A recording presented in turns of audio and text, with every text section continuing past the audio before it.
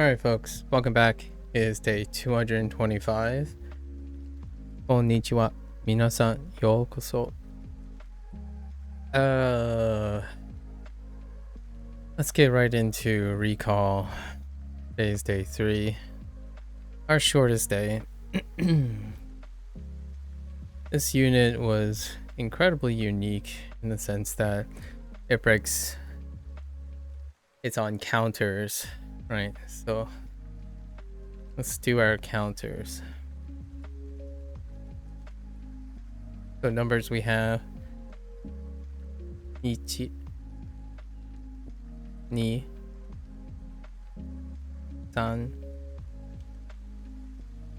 6, 7, 8, 9, 10、11、12、20、31、start with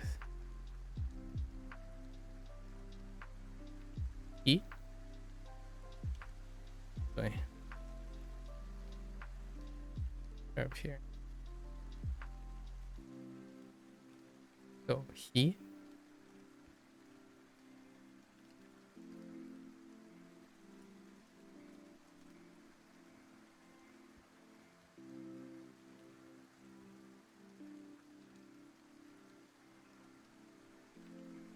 Scroll down. So 1日、1日、2日、3日、4日、5日、6日、7日、8日、9日、10日、11日、12日、I think 12日、20日、no. Yes, 20日 and 31日。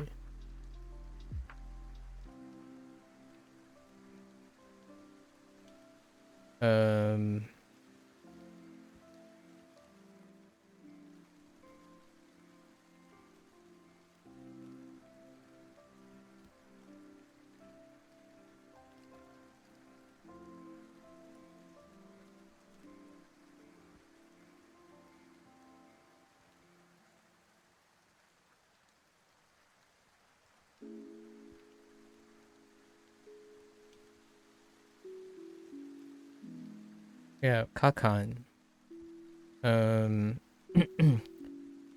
いかかん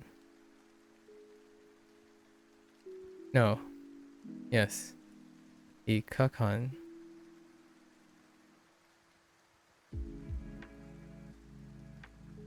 2日間、3日間、4日間、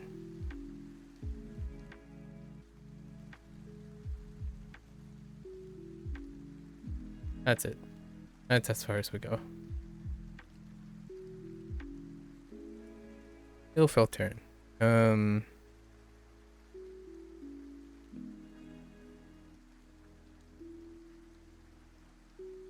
Ski, or in this case, Gatsu and Getsu. So 1月、2月、3月、4月、4月、5月、6月、7月、8月、9月、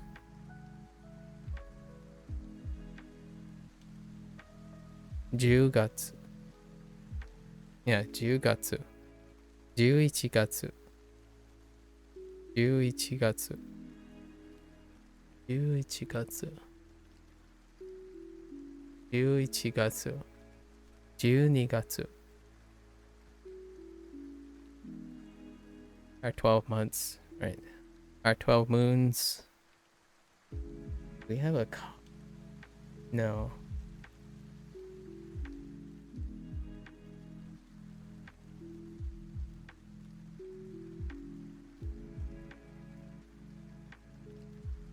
Okay.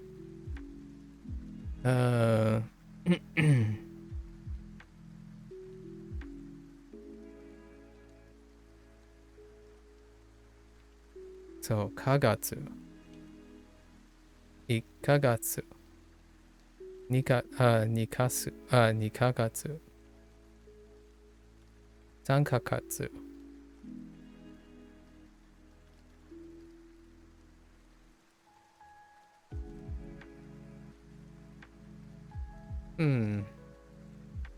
ヶ月 or 8ヶ月?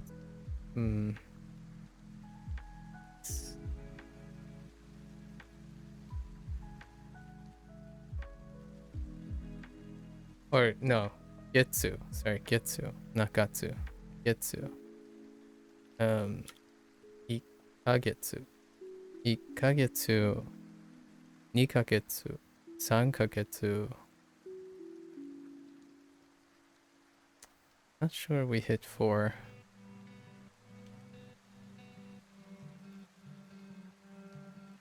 Yonkakatsu is probably it. Just say 4.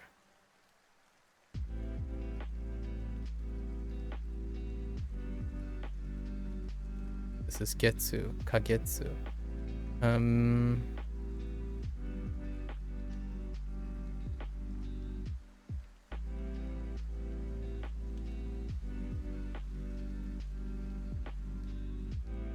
Oops.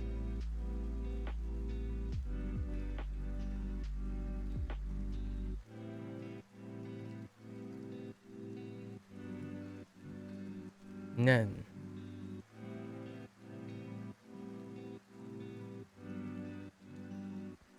Ichinen.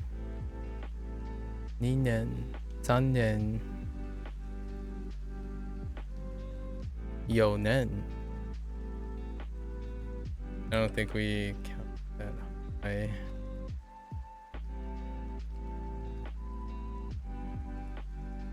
Yeah, Yonen. Actually, Yonen sounds familiar.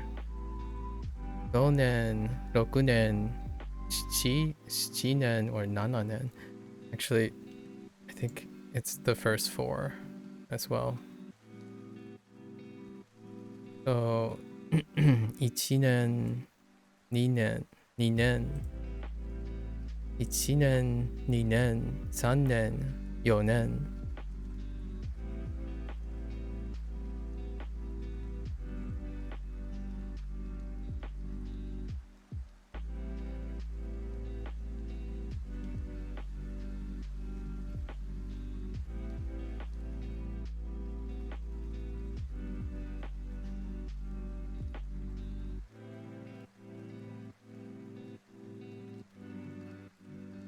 Phew. I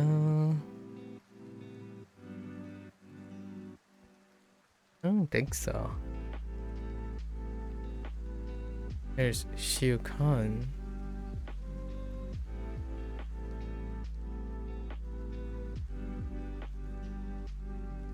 Shukan.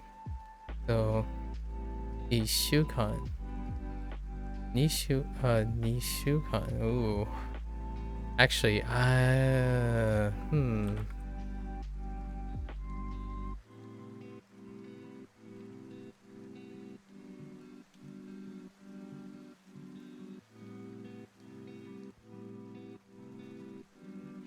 1週間, 2週間, 3週間, and 4週間.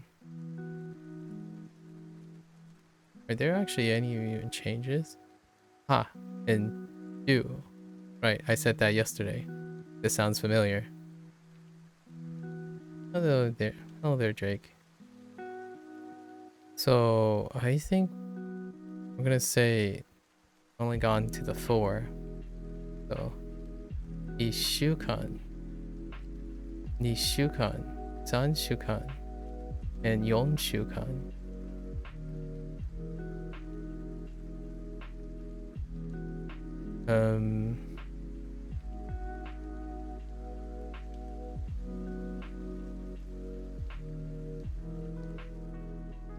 Missing a unit.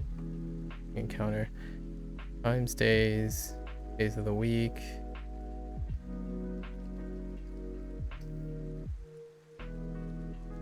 G.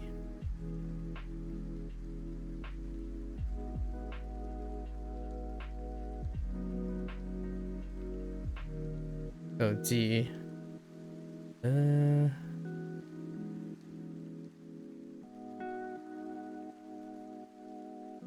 So 1時、2時、3時、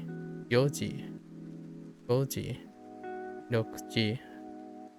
6時、7時、8時、9時、10時、11時、12時。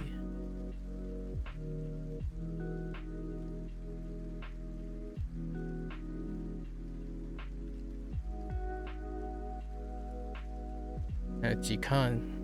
I don't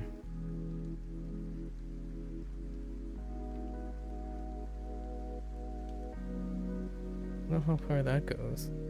Well.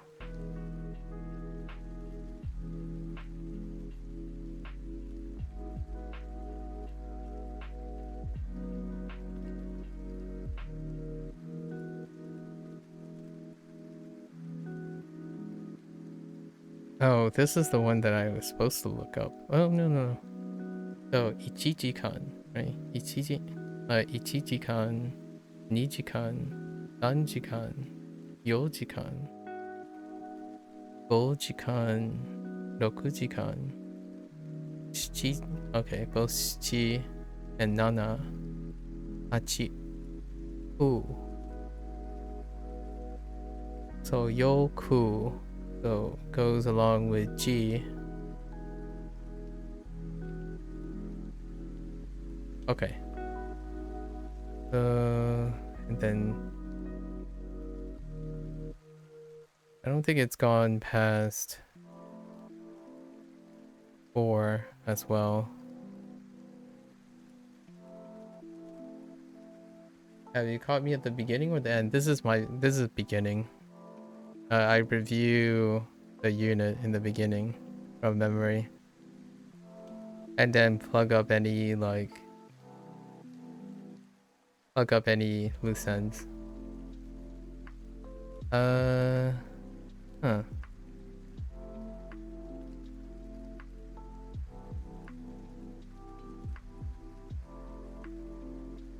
Other units.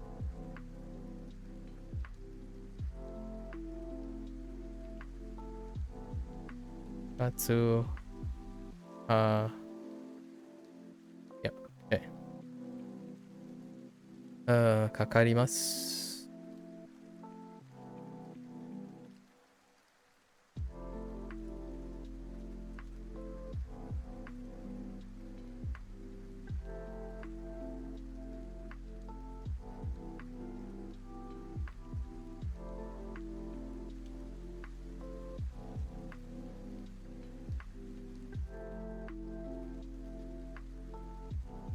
Oh, I guess we can write かかる.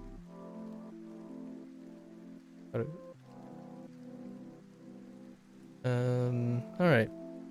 Then we attempted to organize yesterday, so we have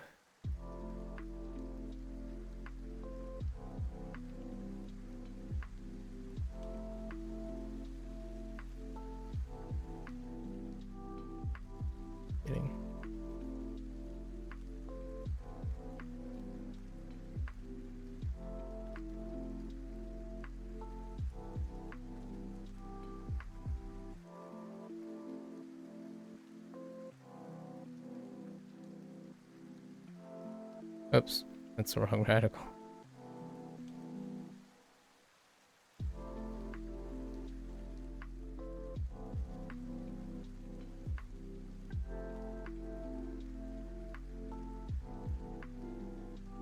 So, ototoshi.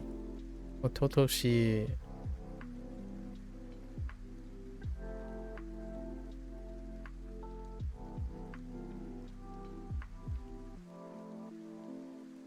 Yonen.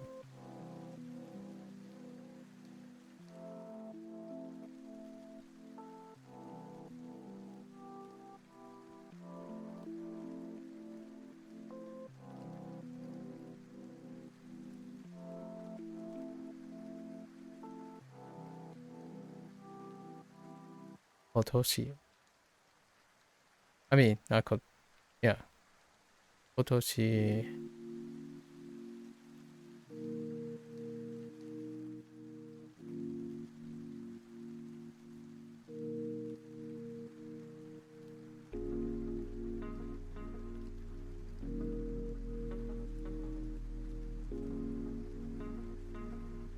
Ninen.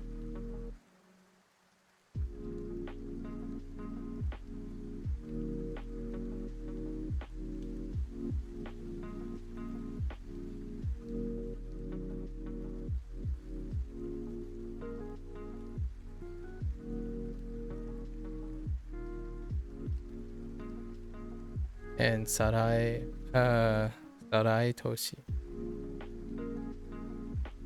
No, Sarainen. Sarainen.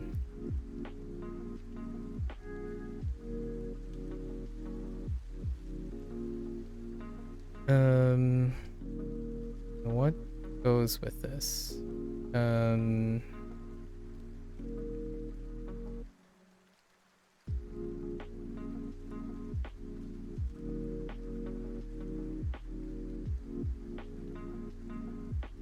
Ototoi.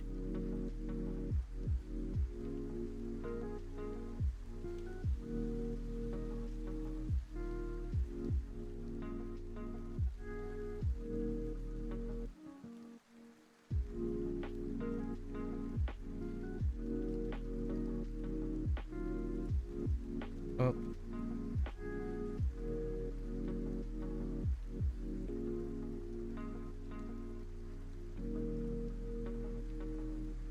Wait. Yeah.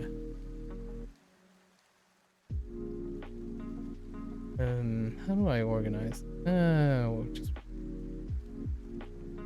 go Kino. That's a little fat. Kino. Yo.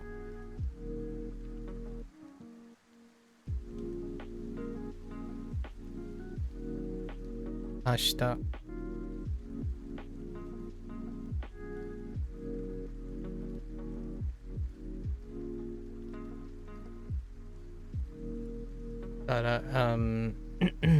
Wait. No. That's not right.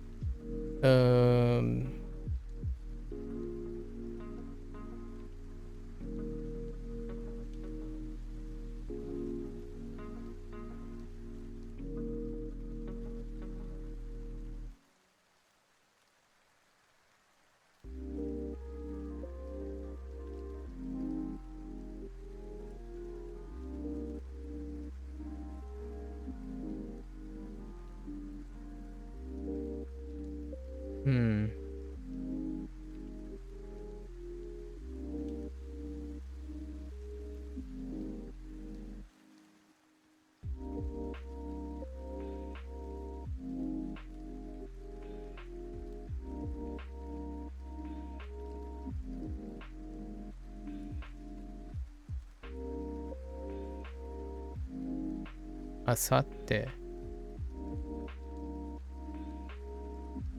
Do we have any other grouping?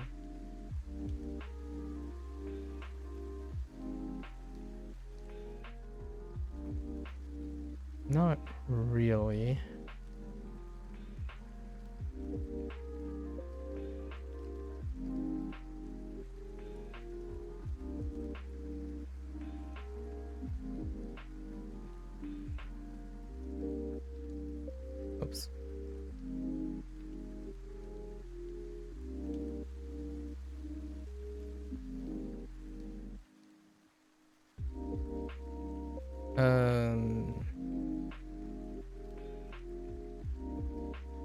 Maisuki. Maisuki. Mainichi.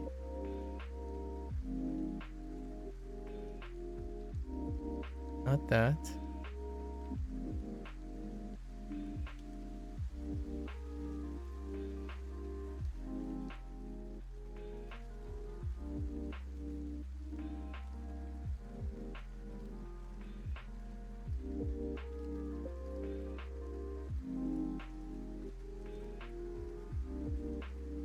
Mayasa.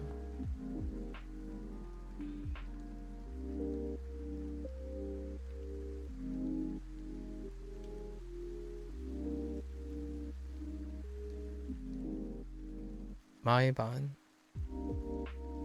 Maiban.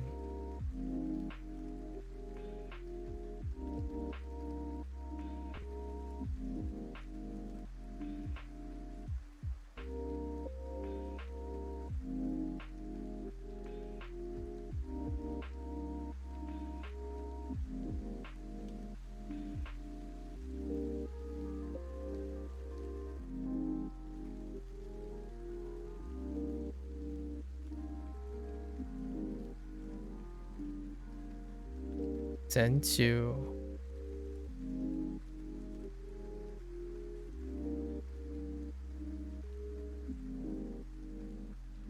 Honshu. Raishu.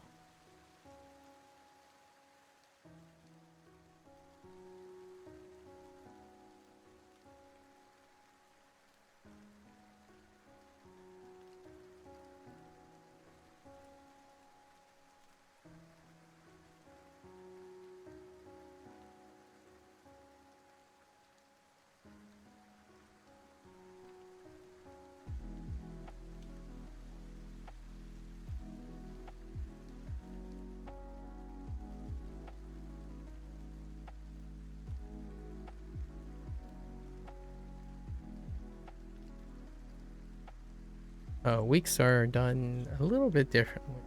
Weeks have like kyono. Kyono. You specify which weeks and then the days. But we won't go over that. We won't write those.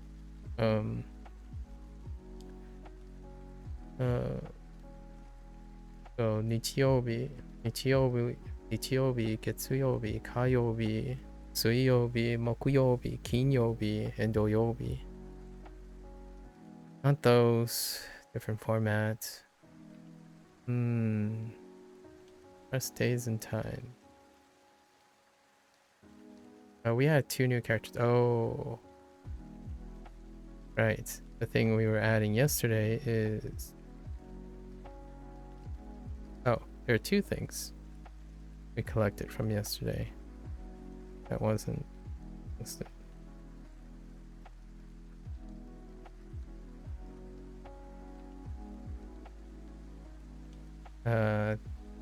Dekaku. No, not Dekaku.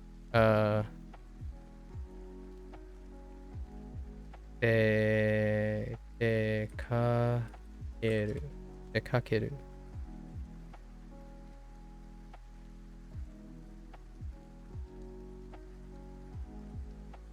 Oops.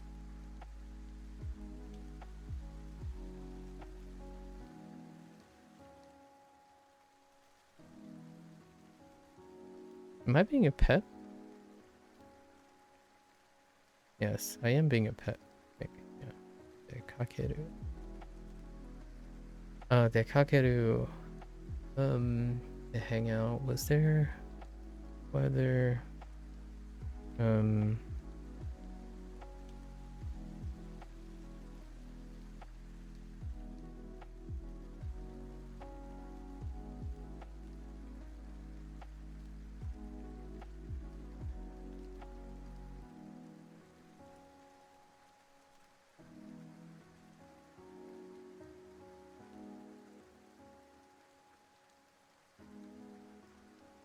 Yeah, asobu. Or time expressions, predicates. When to hang out, when to go out. Also,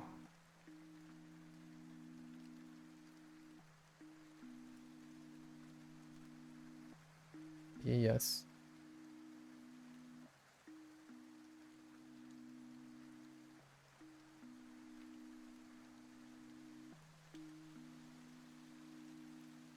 Oof. Facing.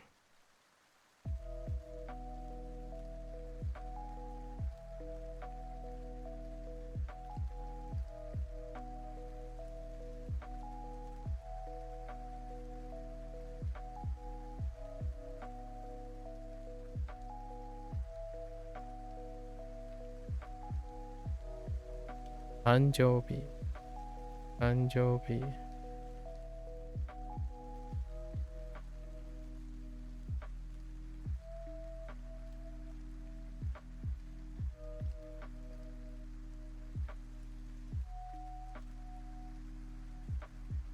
Omedetou. Omedetou.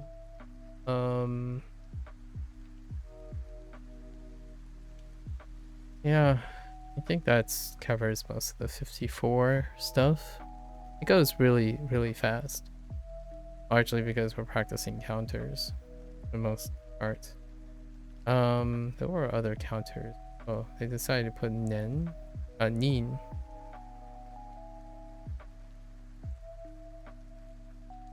Whatever reason.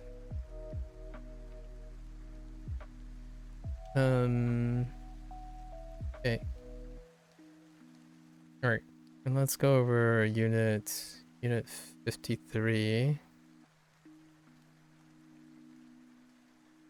What was unit 53?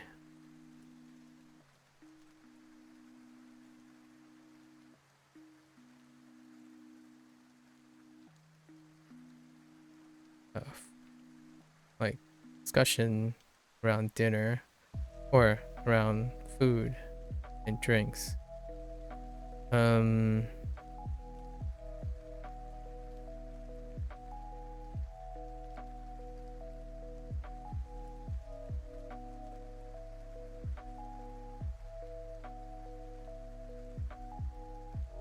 Sada.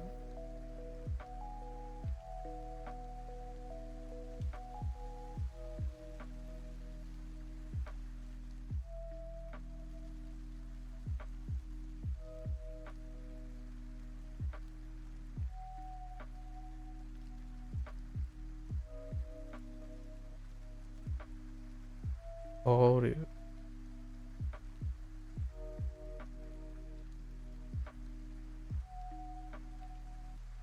Oru.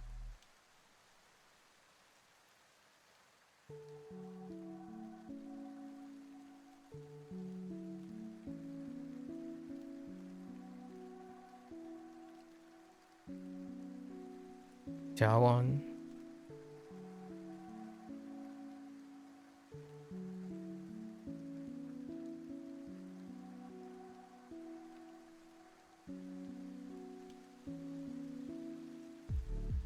Ashi.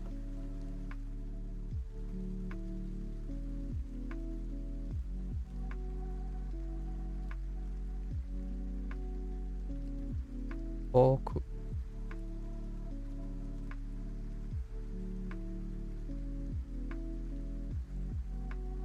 Spoon.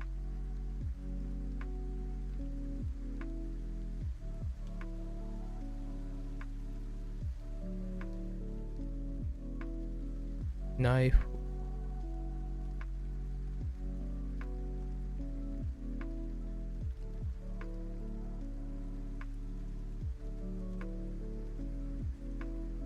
Hope.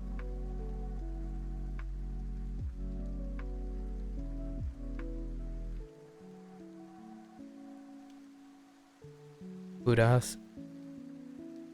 Uras.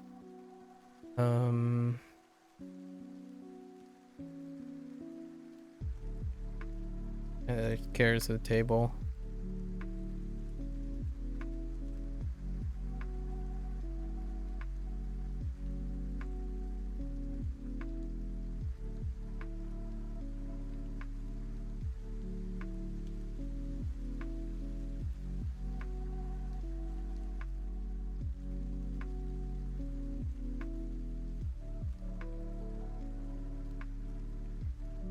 Hobutsu.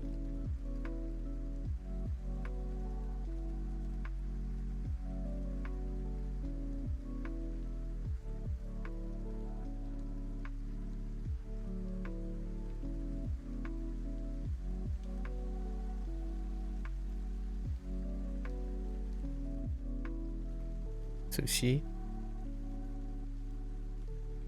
Sushi.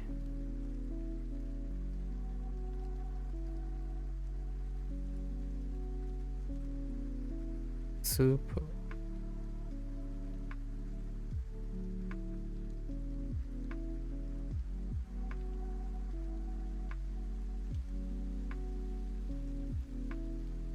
What's going on with the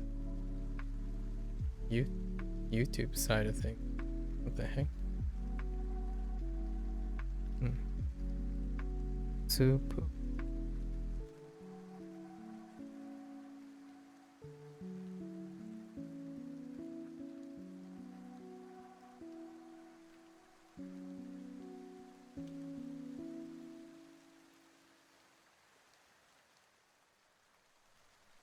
Kare.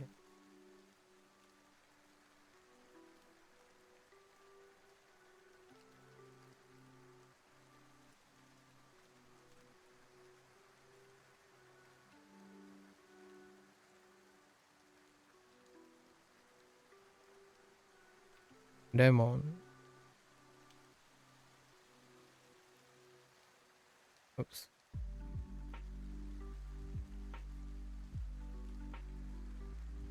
Ringo.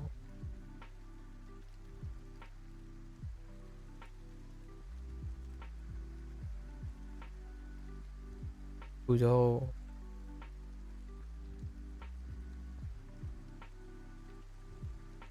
Oops.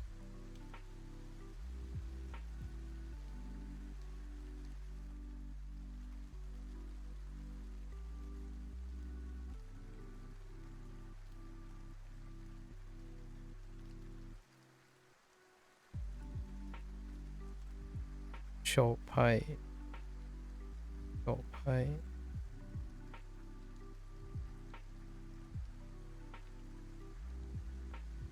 Supai.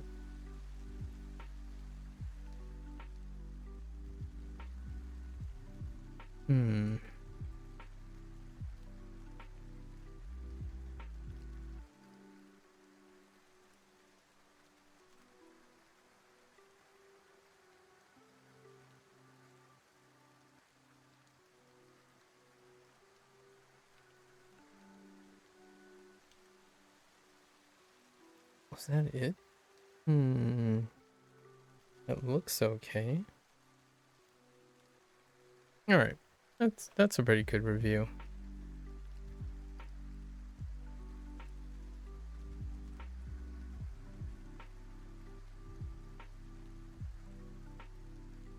Oh. No, that's not it. We have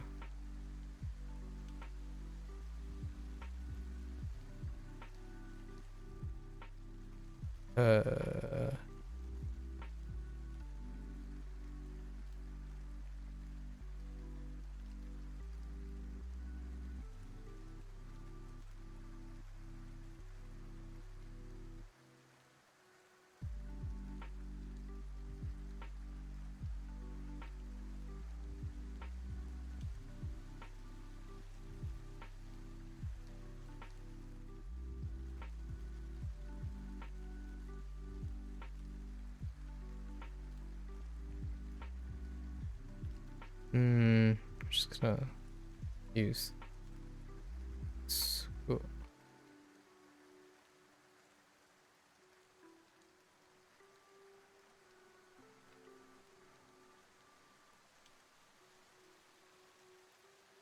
So onaka ga suku.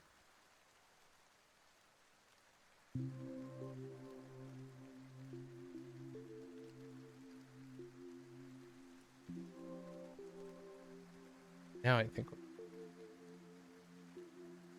Alright. I always have to go over the stuff. Let's see. So, yeah. See, 足、皿、中、寿司、茶碗、動物、本当。I think of the adjectives. I should be thinking honto as a connection. Okay. Fine. Okay. Cover as much days and times. Let's see. So this was actually for Kyonen. Kyonen. Tanjobi. Tanjobi.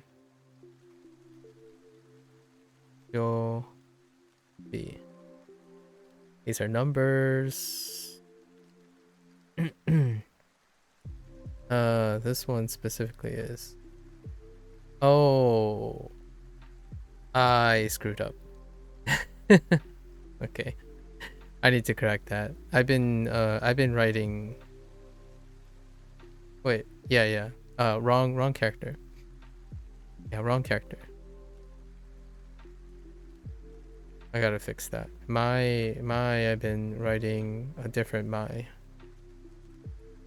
Not a different my, but I've been using this. It's actually cross. Actually, horizontal first. I feel like it would be vertical first. Yeah. Okay. So we gotta correct my.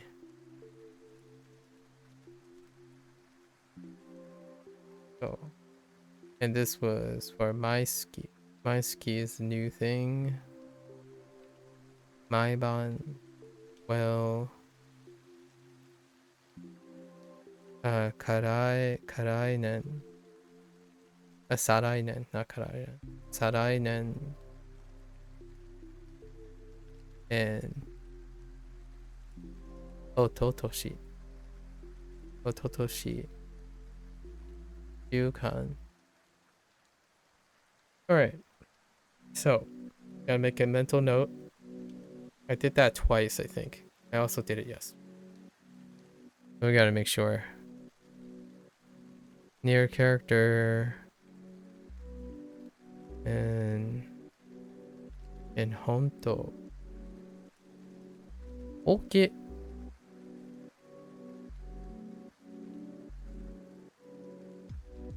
Ichigo?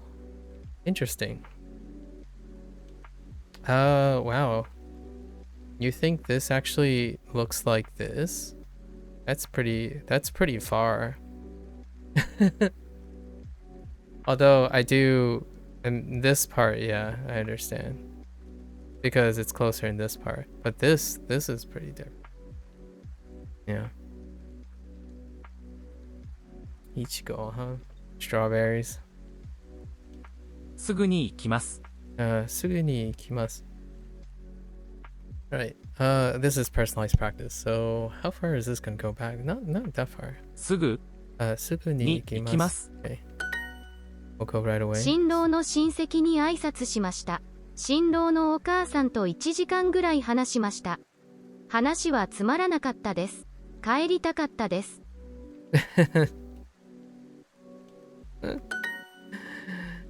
Shino, let's see. Do we have Shino? No, we don't. Shino no shinseki. Yeah, shinseki though. Right? Pretty sure. No wait. Just kidding. We have Ryoshin. Just Ryoshin. But if I had to guess, Shin is probably the same Shin. But no Seki yet.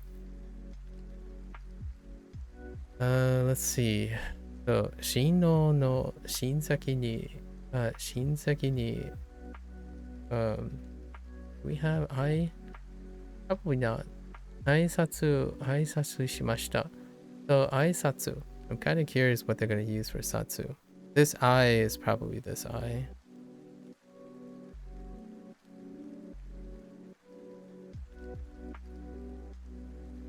Would make sense. But we'll see. 挨拶しました。新郎のお母さんと1時間ぐらい話しました。話はつまらなかったです。帰りたかったです。Right. They greeted the groom's 新郎 relatives. 席 Relatives.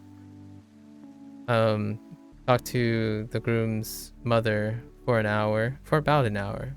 It was very boring. The talk or story was very boring. I wanted to go home. すぐにシャワーを浴びてください。すぐにシャワーを浴びています。すぐにシャワーを浴びてください。浴びてください。Imagine having to tell someone that. Hey, 何が食べたいです。チョコレート。明日何を休みます。学校 be absent, sure. 学校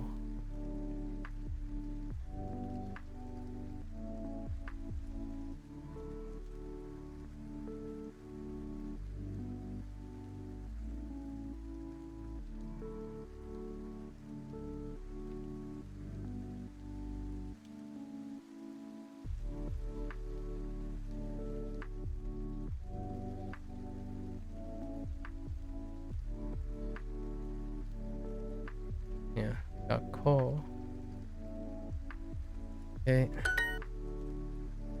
時々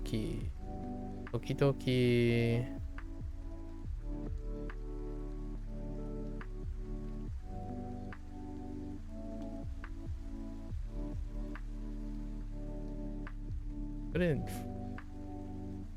no wait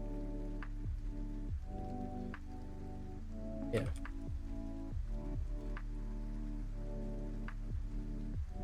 oh no wait it's someone gave me a mnemonic for this. It's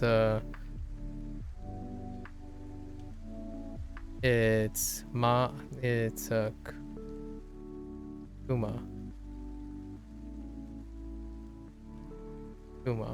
Oops, and I missed a Okidoki Kabe.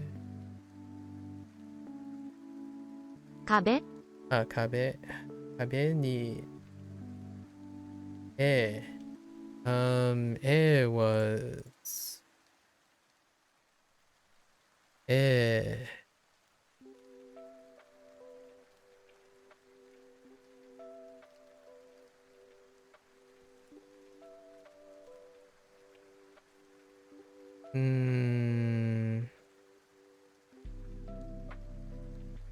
that's A. And kakimasu. This kakimasu. Kaku.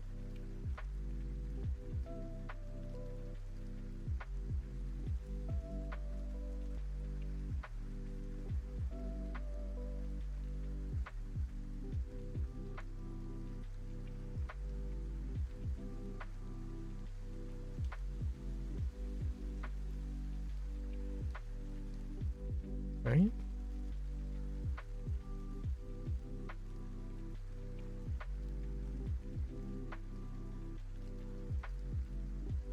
I'm missing a stroke.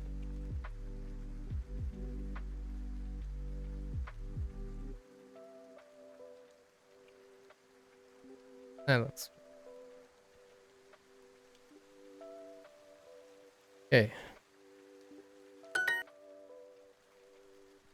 何が食べたいです Something to eat. Scotto. That's definitely something you eat. レジでクレジットカードを使います。レジ、Sure. 何に留学しました。留学。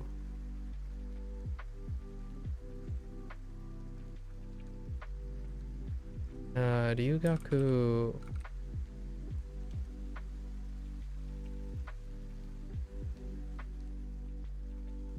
is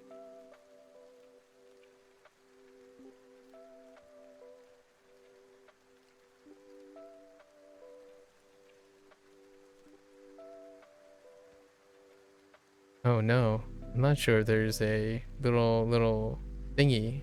Probably not. Yes.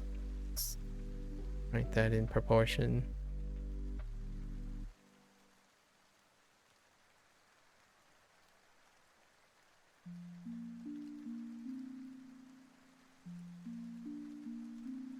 Oof. Once you screw up and you try to follow through.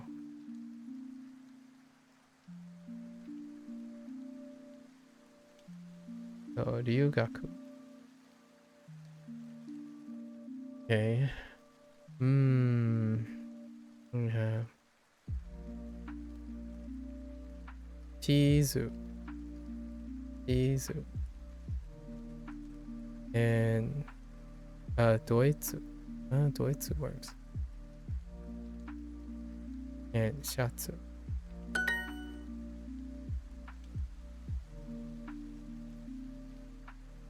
Yoku.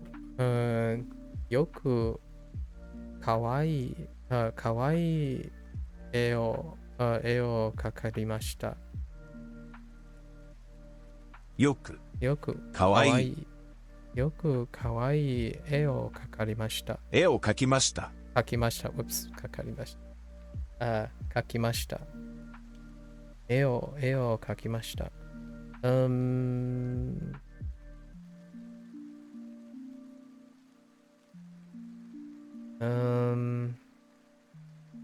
かわいい。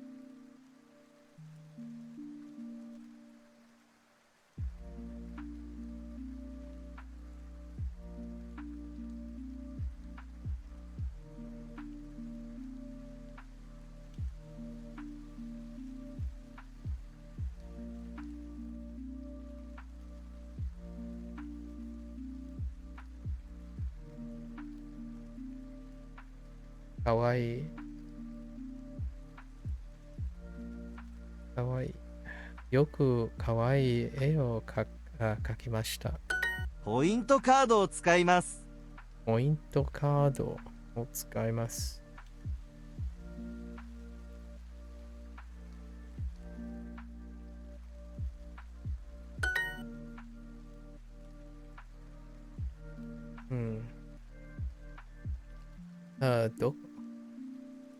This one was a little weird actually, the way. 大学、どこの maybe they went with どこどこの大学に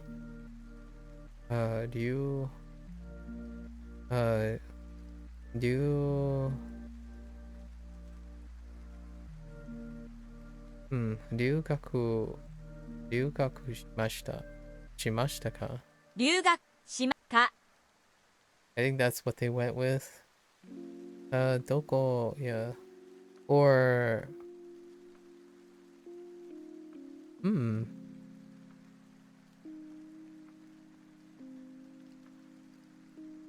にの No. に I remember there was something weird about this one.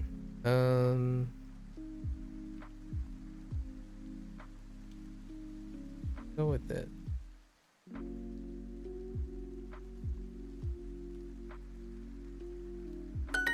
Yeah.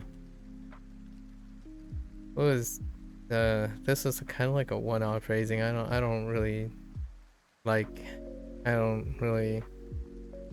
use this, express it this way. どこの大学に留学しましたか? 新郎のお姉さんに挨拶しました。Oh, right. 大学. What is 大学 there? I don't know.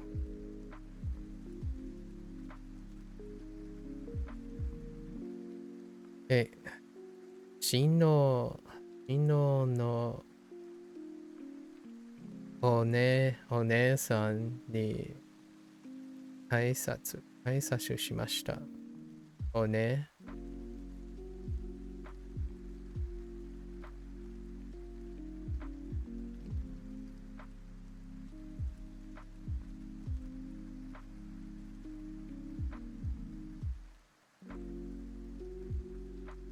Right. お姉さん。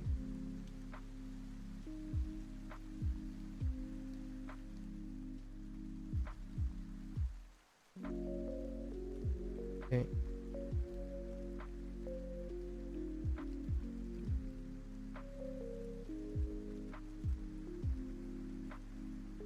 Ah. みんな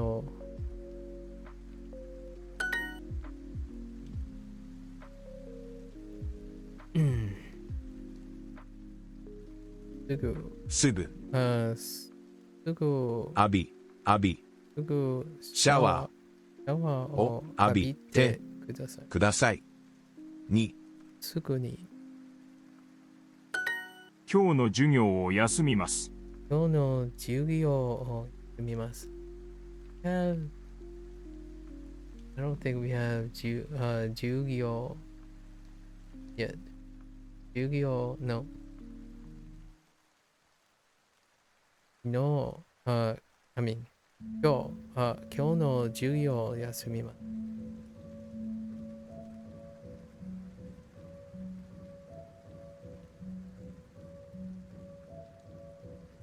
English.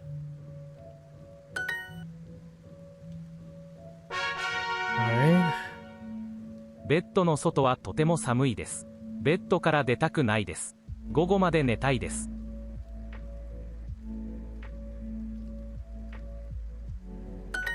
Just want to stay in bed.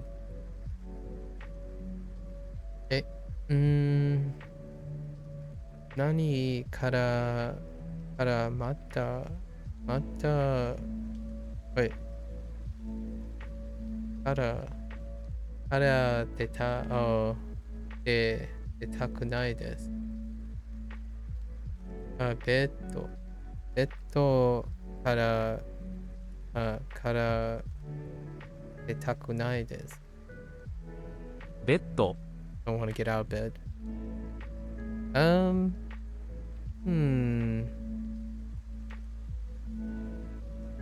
出たくないです。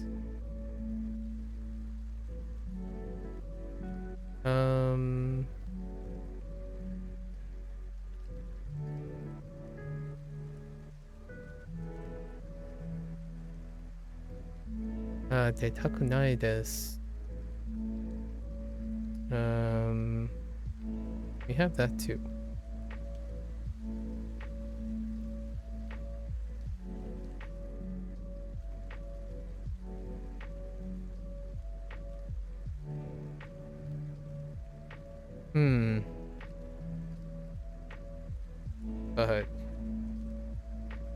But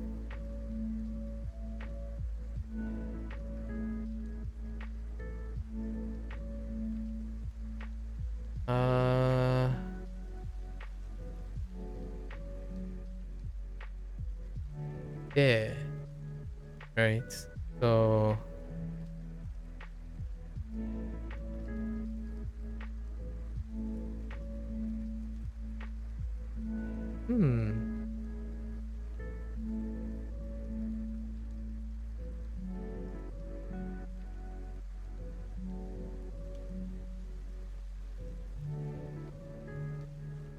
Yeah, just a Thai form. The negation of the Thai form. This.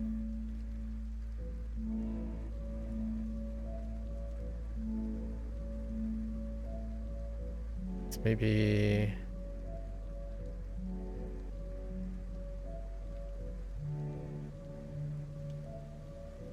Not quite sure.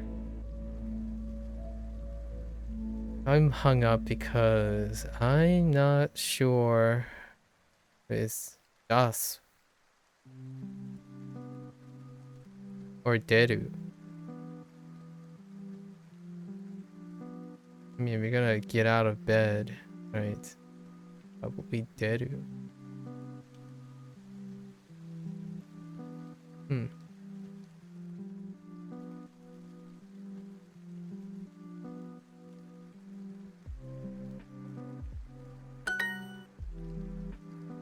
Okay.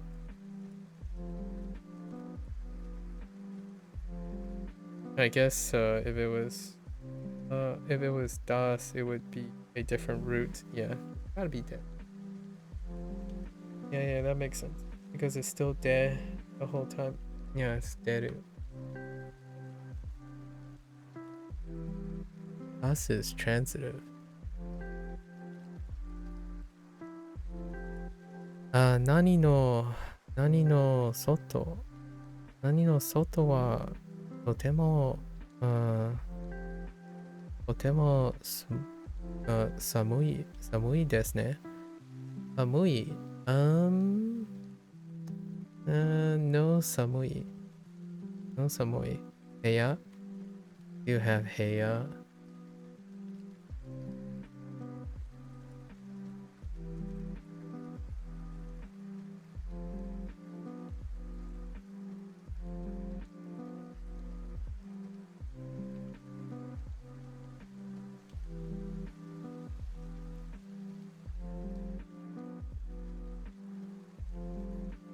Right. Heya.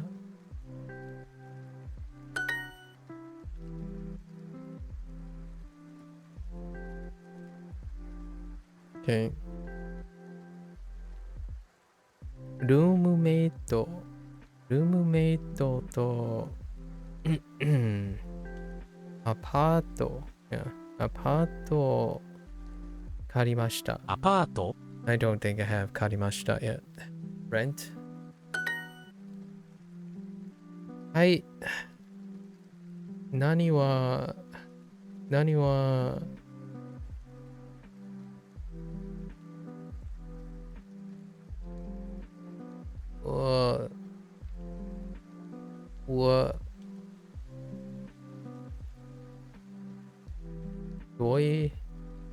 ドイツ文学でした。いや、文学。No文学。はい。専攻。No on 専攻 as well. はい。専攻はドイツ文学でした。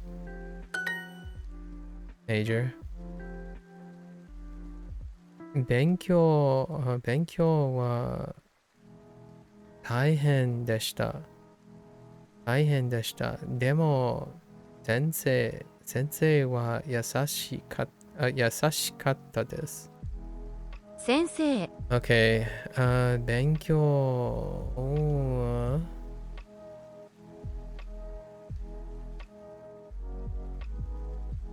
That's awful. I was trying to be a little brisk.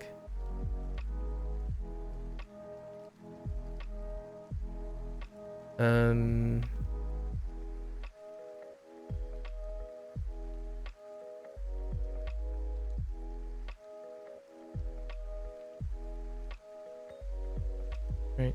勉強大変。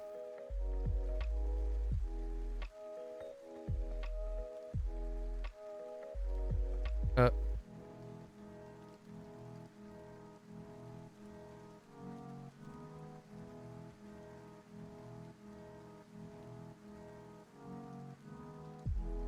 think that's 大変。That's actually new. Aihen, yeah. Aihen and Benkyo. Yasashi? Yasashi, no Yasashi yet. Eh, Ima,なんです。まだ起きたくないです。起きたくないです。起き Oh. 起き Oh. 起きる。I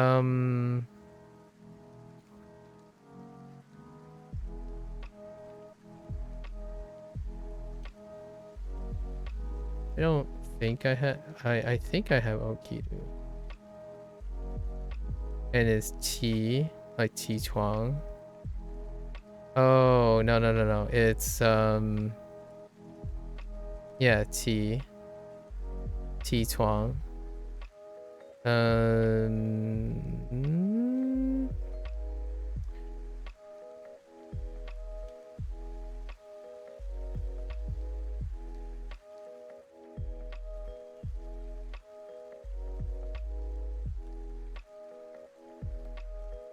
no, wait. No. It's wait. Yeah, and I think it's just the O. So okiru. Oops. Technically, we don't have this. We're using Chinese here. Okiru. Mada okitaku nai desu. Right. I don't want to get up. Ima 7時 works.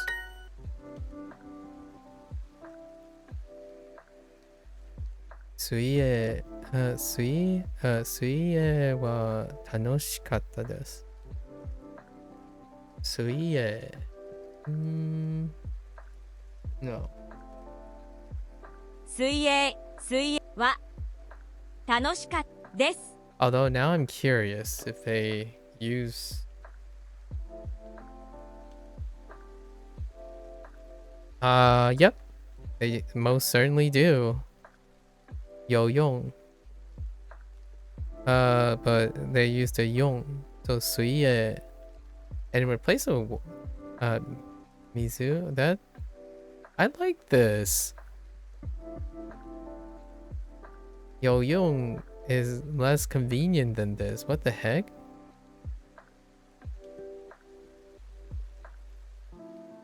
Okay. Suie, it's nicer. Yong is preserved, but yo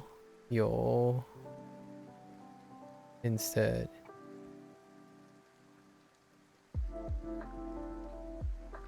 Whoops, too small.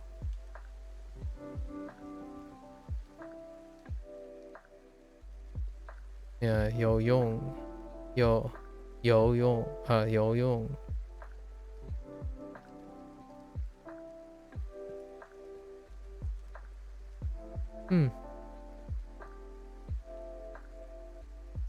Yes, swimming. I like predicates or like the activity because there's a common character between Chinese and Japanese most of the time, and then there's a swap out for one of the characters, so you kind of can bank off it quite often. Yeah. 西 Nishi.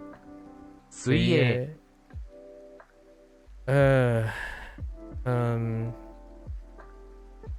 Shiriaru. シリアル Shiriaru. Shiriaru. Yeah. Kuriniku. I can get behind Kuriniku. Stress. Stress. Stress. Okay. ベッドベッドかからら、ベッドから、ね出たくないです。出たくないです。 It is tough. It is so tough to, whenever I think of like get out, I immediately start looking for this and I'm like, ugh. Tough times. 西、シャトルバス。水泳。シャンプー。勉強。はい。はい。専攻は中学文学です。でした。I was looking for a no, but maybe you don't need a no. 専攻、専攻は中国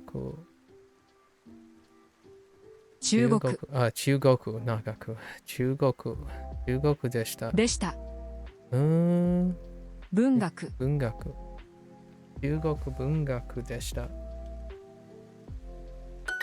友達と大きい家を借りました。友達。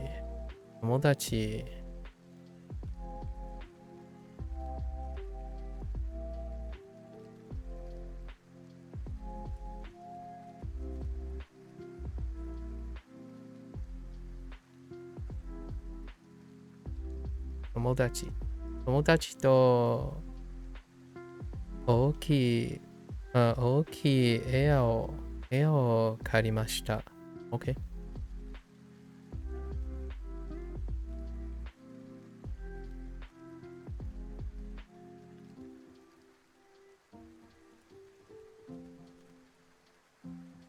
まだ9時じゃないです。まだ9時じゃないです。OK。OK。まだ。はい、部屋の外はもっと寒いです。kind of remind me of my interactions with a lot of when I stream video games and stuff. Like I would say, oh, it's 9 right now. It's like it's actually 8:56. It's not 9 yet. That's kind of how I felt about that comment. I'm like, okay, thanks. I'm sorry. I'm sorry that I rounded I rounded up. Anyways. はい、部屋の外はもっと寒いです。Okay. No, that reads fine. We already did 部屋, so that's fine.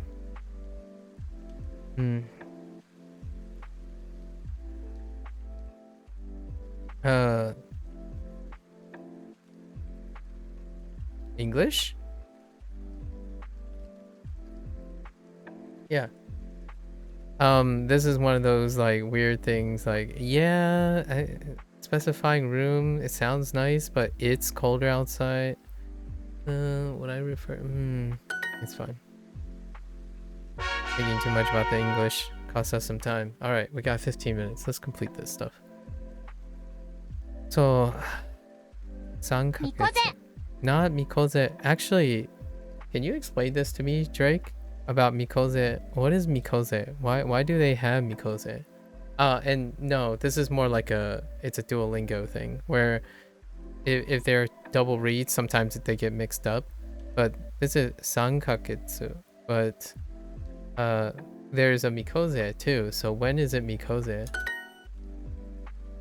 I haven't looked it up. So 3年生。12月。3年生。何年生。10月。3ヶ月。Yeah. So 3ヶ月 is the one they were aiming for. 3年生。ね3年生。ミコゼ。 Yeah, so I don't know what mikoze. when it becomes mikoze. It happens with a lot of things like suitachi and ichinichi. 月 Nankaketsu. 3年生。誕生12月3ヶ月11ヶ月 And then that's a mistake too. 11ヶ月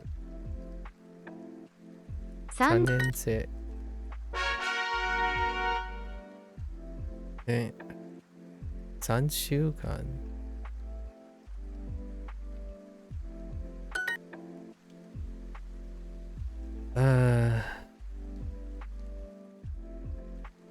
再来年再来年再来年再来年3 3週週間間。 3週間 The only reason I can think of is that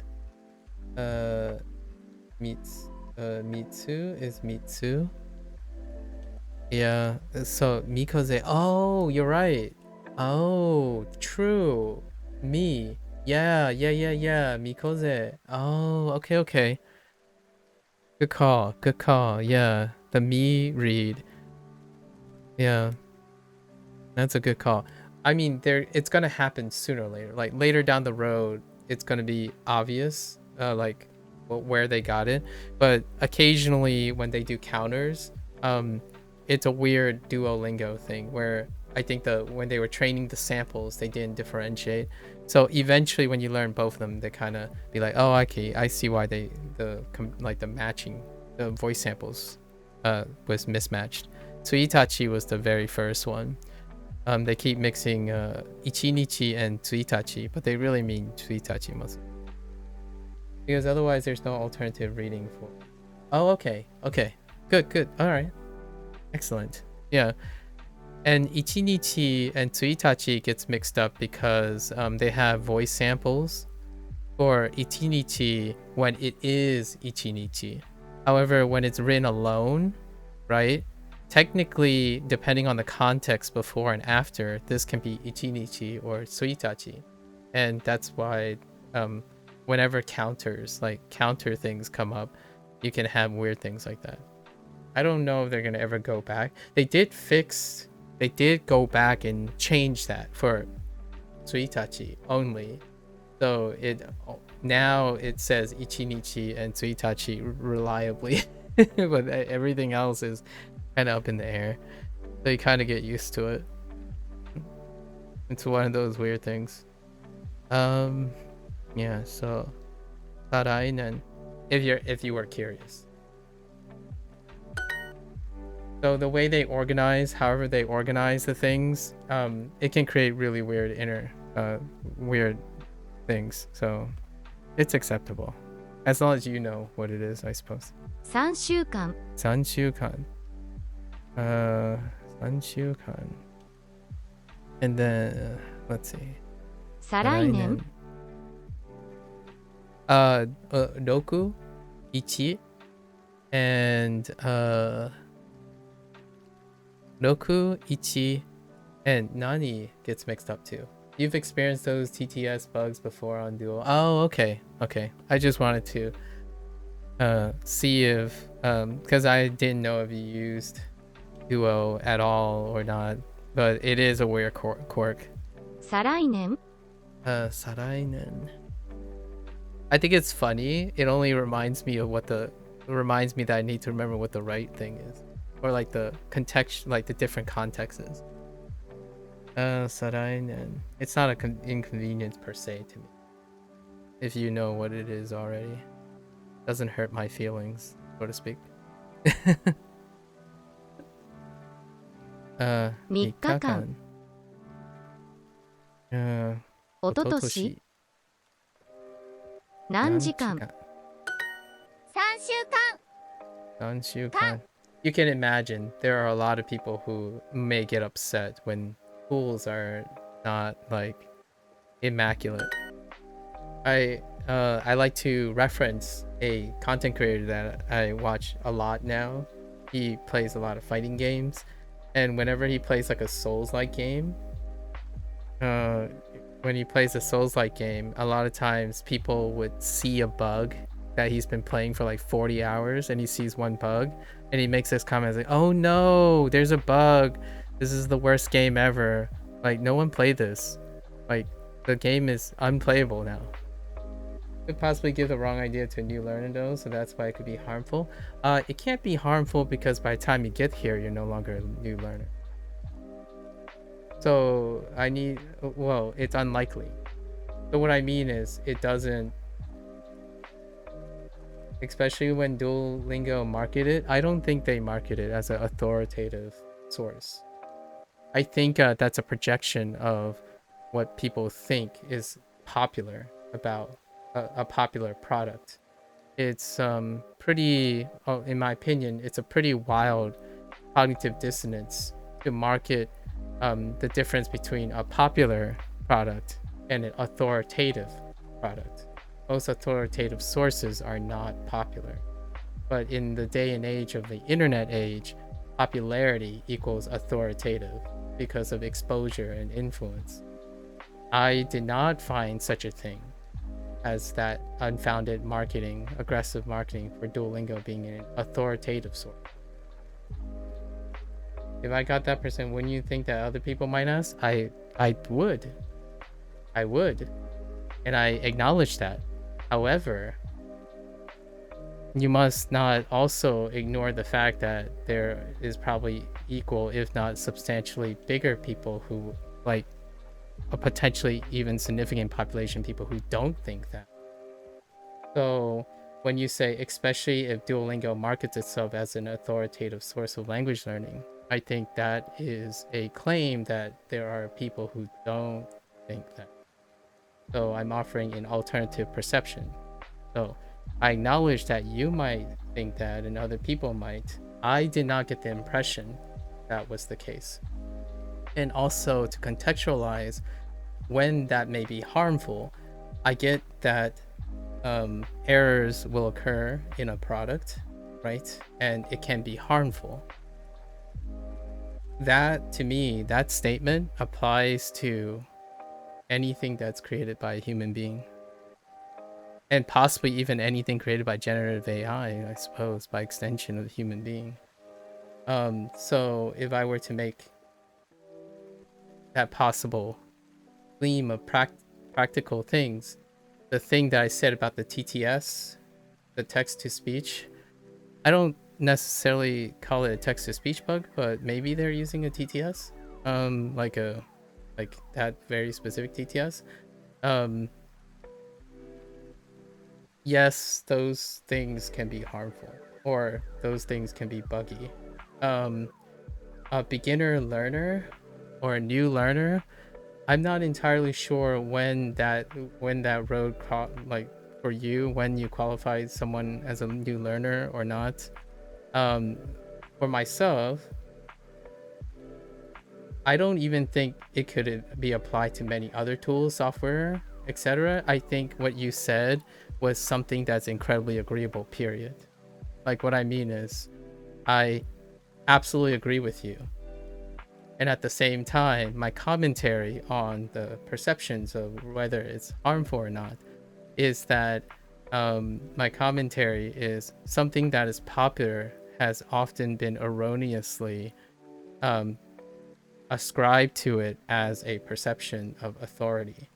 In my opinion, I mean, would you find it appropriate or agreeable that a lot of times these days, if not a significant majority, is the greater the influence a tool commands, the more likely that it's viewed as an authoritative source? So, like, for example, a popular content creator would say something and it would carry more weight than a content creator that doesn't garner any influence. I think to me that's worth keeping in mind. As opposed to, like, if an authoritative source can be more harmful, I totally agree. That gives them more, like, responsibilities. So of course I think there is a perception they want to create in order to get people to use it, because otherwise why would people bother learning from it? It's CERN. I agree with you that. I actually the reason why I say that is in the Duolingo blogs, they quite literally encourage the blog posts and stuff from the Duolingo staff actually actively encourages people to engage in language outside of Duolingo. The design of Duolingo is meant for short sessions. Not only would I even counter argue about the perception of it being a singular or a mandatory authoritative source, as in the go-to place, I actually think the projection of communities like the Anki users and stuff would be far more authoritative. As in, they go around saying,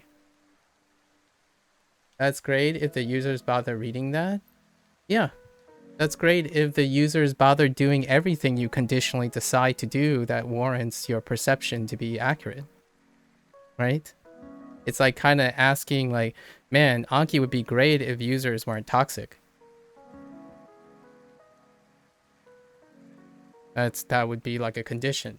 Like, take all the toxic people and group them together. It's like, boy, wish they had perfect users that fill my condition.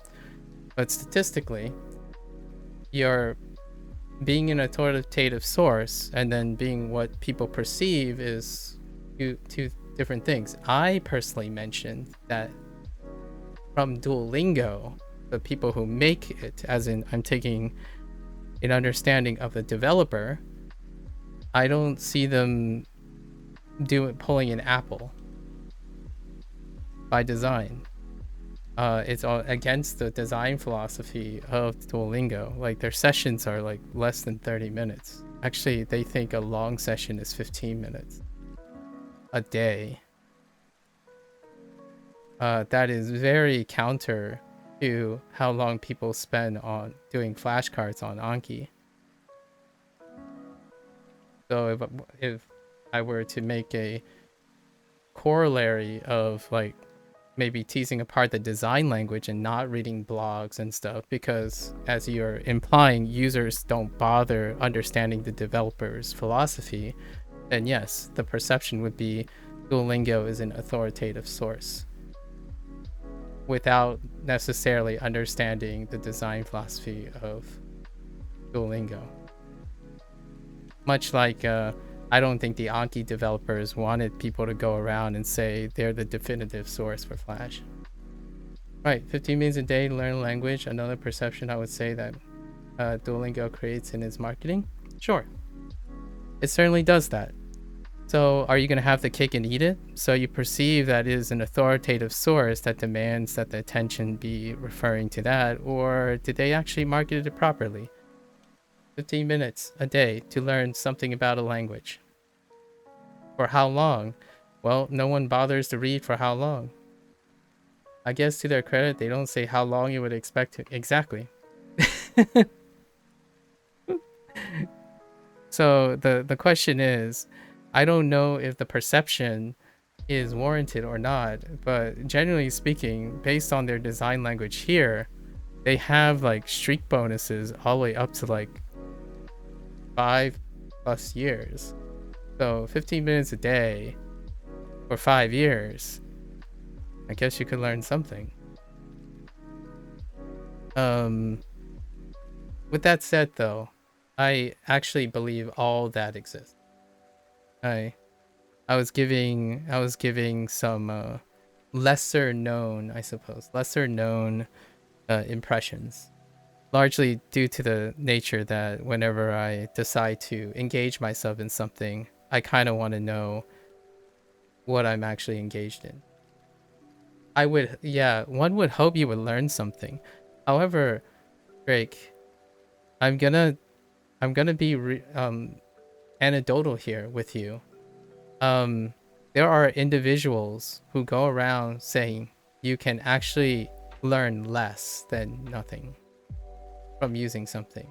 And that idea that you went first and talked about the harmful nature of errors as opposed to having the foresight and perception of promoting cross-checking and critical thinking kind of illustrates my impression of people these days, where there's no form of cross-reference or in like due diligence in general. The heavy reliance on, and I totally get it. I would love to have, this is kind of the food thing again. I totally would love tools that are incredibly immaculate and they can't have any problems or anything because of the potential of being harmful, right? And with that said, that's not the reality, or at least that's not often the reality, and it's kind of scares me how right you are. Yeah, I suppose if all the information you're doing was just flat out wrong, then yeah, you would learn less than nothing in that regard. Yeah. Imagine having to fulfill that condition. Like, there's a level of perception, at least in my opinion, that you can learn nothing from the work of many due to the fact that the people have ill intent, or they projected ill intent. So what I mean is, if you hate someone parasocially enough, you can go around peddling a crusade in a perception that I've often encountered. And what does that look like? Well, racism and discrimination works the same way. So that's kind of where it's a little bit of it escalates. I'm escalating the example, but yeah, I totally get what you're saying though. It is definitely a discussion that I've gone down like the deep end for some time now, where someone said that no matter how long I use Duolingo, I won't learn anything. Like it got to the point where someone said Duolingo doesn't teach you anything, and I'm like, okay. It's very hard to qualify, or it's very, from a proof, from an argument standpoint, right? From a conceptual standpoint, it is very, very likely one is able to disprove an absolute statement than it is to confirm or show positive. Well, that argument is clearly not factual. Yeah, I would say so too. That doesn't, it doesn't change what has already happened, right? The comment specifically cited that this person objectively know that statistically Duolingo does not teach a language, like does not teach the person a language. I wish I was exaggerating about these actual, I was actually paraphrasing for the sake of being a little bit softer, because I like to think that the language that person used was unintended to be the language that I interpreted. So when someone says that is objectively true, that Duolingo doesn't teach anything, you can imagine how I was trying to respond to it. My response was like, thank you for the advice, I suppose. I don't, it's commentary thrown at you. But it's happened a lot. And usually it means what they really meant is you're gonna learn it the wrong way, so that when you learn it the wrong way, you're actually spending more time unlearning everything to learn it the right way. That's probably, to paraphrase, what the sentiments are. And I think that's the majority of the sentiments, especially when it regarding Japanese, especially Japanese. And I was thinking, yeah, that's fair enough. So my only argument is, they were doing this for my benefit. So, they go on and say things like, I'm only telling you this out of the kindness of their intentions, right? Out of kind intentions. So whether it's toxic or not, it's exonerated because of kind intentions. And my response was, is it kind intent to say something like that without any forethought into my motivations or what I'm using and what I have done or what I want to do, right? In the long run, I don't know if this is going to end up where everyone thinks it's going to end up, but my only response was, I don't even have an exact goal for this. So when someone says you're never going to sound native, it's like, I don't even know if that's a goal. I like doing this because it's fun, and that's actually what Duolingo markets. And that's one thing that I would say they got factually correct. Or no slouch. It's fun. Now, sometimes I feel people treat language learning like it's life or death. So if your career and your well-being and your pride and your self-worth is identified by your ability to be a native Japanese speaker or a native like Japanese speaker, I totally appreciate that. I appreciate that you take it very, very seriously, quote unquote seriously.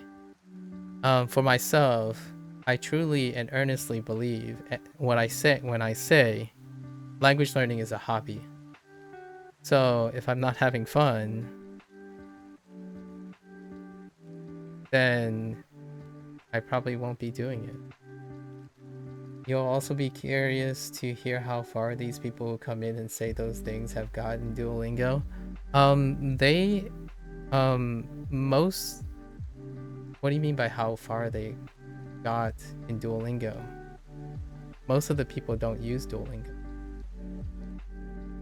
And the ones that didn't use it after 2024. Which is the section that I'm doing now. These sections don't exist in post 2023. So they couldn't possibly make a comment. Well, they made a comment about Duolingo. They couldn't possibly make a comment about what I'm doing. I asked them. That's my first question. Like, oh, I see. Have you used Duolingo before? It's like, well, no, people say that. I'm like, okay, what kind of people? Like, well, crash in, etc. So they have little to no experience with Duolingo. Yeah, they have little to no hands-on experience. They are very well read in what other people say about Duolingo. That qualifies as experience for the people that I'm talking about. I don't necessarily qualify it as experience. However, that is my perception versus their perception. So, not doing it, it's if you know the information vicariously or like a summary or something, it entitles them to be well educated, right? Spending over 7 years on a thesis, right? Spending 7 years on a scientific thesis, I can earnestly say that being well read and doing a lot of research cannot, at least haven't for me, ever substituted perfectly for executing and collecting empirical data. So, I mean, otherwise my thesis wouldn't have taken so long. So, yes, you can most definitely be incredibly well read, like input, and yet, the output can create emergent problems that no amount of input can ready yourself with without encountering the basic skills for critical thinking and problem solving. So many times when people offer advice to me, it comes from a place where it is a prescription matured from an echo chamber, not from personal experience. And whenever I ask about their personal experience, then they would take a step back and say, dude, don't take it so seriously. And I'm like, isn't that the whole point? You're saying I don't take language learning seriously. If you can't explain your own experiences and you're constantly pointing at some nebulous source, which, by the way, our yesterday's discussion when you were trying to explain to me a lot of things because I don't really know about like Pimsleur, Krashen, and Kaufman, those are the type of comments they would then defer to. And obviously I'm not well versed in any of them. When I ask them to explain it, they often give me the impression that it's not worth their time. So then why is it worth your time to spend a disproportionate amount of time tearing down what I'm doing for my benefit and for my benefit and well-being, and suggesting that you like language learning, and yet you don't have time to explain the root of your experience. That, I would say, that summarizes about 90+% of my interaction.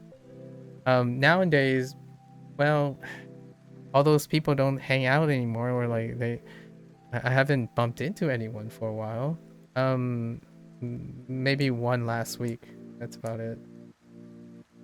I feel the same way. Learning Japanese for me is just a hobby. I have no need to learn it. I do it purely because you enjoy learning the language. Yeah, and I purely like sharing this experience, by the way, Craig. So I really appreciate your candor. Like, as though I can get very like involved in like talking about these things. I think it is definitely worth knowing that this is part of the language learning experience, if you know what I mean. Sorry, I hope I didn't give you the feeling that I was giving you the impression that you needed to read up on Stephen Krashen and Pimsleur.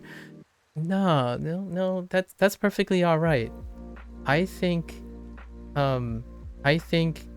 if someone talks about Krashen and Pimsleur, like if you talk more about Krashen and Pimsleur, I am more inclined to actually want to read it, if you know what I mean, like read up on them.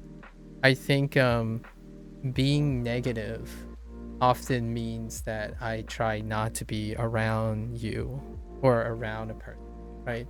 However, if you absolutely love Krashen's work and Pimsleur, that demonstrating that to me, right, like demonstrating your understanding and willing to share that love for their work is contagious, at least for myself. It would be a great way, right?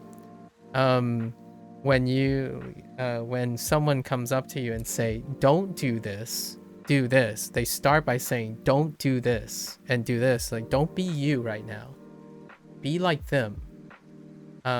Personally, I get very disappointed, especially if the person is incredibly well educated, as in like someone who feels incredibly passionate. However, they come off as, they immediately come off as someone who is a contrarian, or someone who's witch hunting, more like. I feel like it's more like witch hunting. And I echo that funny observation you mentioned yesterday, that when you're on Twitch, it's low-hanging fruit. It's very low-hanging fruit. It's even more low-hanging if I wrote in English, and then the first thing they hear me say is I speak in American English, because that is where they look for. So what they do, someone, I didn't think this was a possibility. However, this is anecdotal. It's a sample size of one. Someone came up to me and said, I am as a multilingual person who has self-studied more than 4 languages, I believe that entitles me to an authoritative advice to give you, because you're a monolingual English speaker. Bear in mind, I responded once like once before this. The once was the person's first comments was, it's all recorded, so you gotta somewhere in the around day like 100 or something. The person said, hey, you're wasting your time. Have you considered not only using Duolingo because it's trash? More sophisticated vulgar words were used, and my thought was, I responded with, I guess I was feeling a little saucy that day. I'm like, well, thank you. I mean, like, that's great advice, going up to someone out of the blue talking about exactly what they are doing and not to do it. Like, I was obviously being a little sassy, right? Because of the way that person was expressing themselves. And then that comment that I mentioned came after. I said, well, what is that attitude? Like, that I am a X, Y, and Z with, lots of languages, and then I'm like, okay, I'm that's great that you have. That doesn't mean you know anything about me or my intentions and whatnot. It's like, well, I know that you're a monolingual English speaker. And I'm like, yeah. No. Yeah, they were giving unsolicited advice. Yeah, it is the internet after all, Drake. And you come to expect it, at least in my opinion. I've come to expect it. Otherwise I wouldn't have these stories to share. I don't know if you've ever considered language learning in public or like in a space. I think if these things do not get normalized, in my opinion, like knowing what to expect, talking about what it's like to be a Japanese language learner or something like that who wants to have community things, it's all part of it. Yeah, exactly. So there's really no hard feelings, unless what I'm saying kind of hurts the people's prides. Then I probably apologize in advance. However, it's public domain, or like, what I mean is public information now. I actually had someone else in the Discord told me that someone made like a meme capture of my Crescent comments. I actually made a video, like an early video, replying to a person who said their video comment was 2 words. Heed my words. I have 2 words. Stephen Crescent. Look them up. You're welcome. And I'm like, all right. So my attempt was, I took the next evening, spent 6 hours trying to look up as many things as I can before the next day, because I stream daily. And with like the first like 3 hours of one of the Duolingo sessions, this was before day 100, I attempted my best to like demonstrate that I made an attempt, while emphasizing that I only spent 1 evening. And that's as interested as I got, because that person didn't give me the time of day of explaining how Stephen Crescent's work would change my life.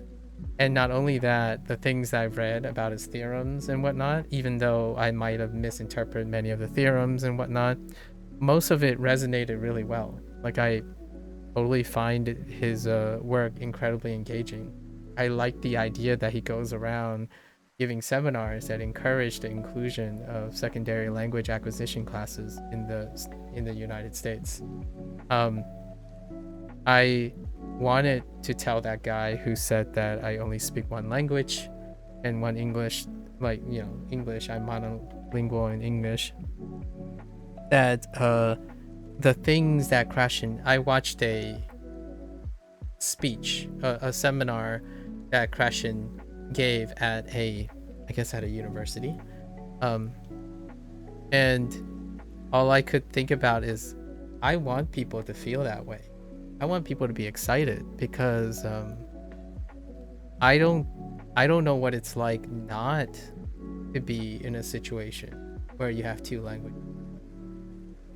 Like, the irony here, the biggest irony possible, in terms of talking to this guy who seemingly is claiming to be multilingual is the idea that the comments I'm making about like how to learn with Duolingo or learn with anything, it's associated with the idea that I don't know what it's like to live in a world where people think there's only one best way and one of anything to do anything at all in general.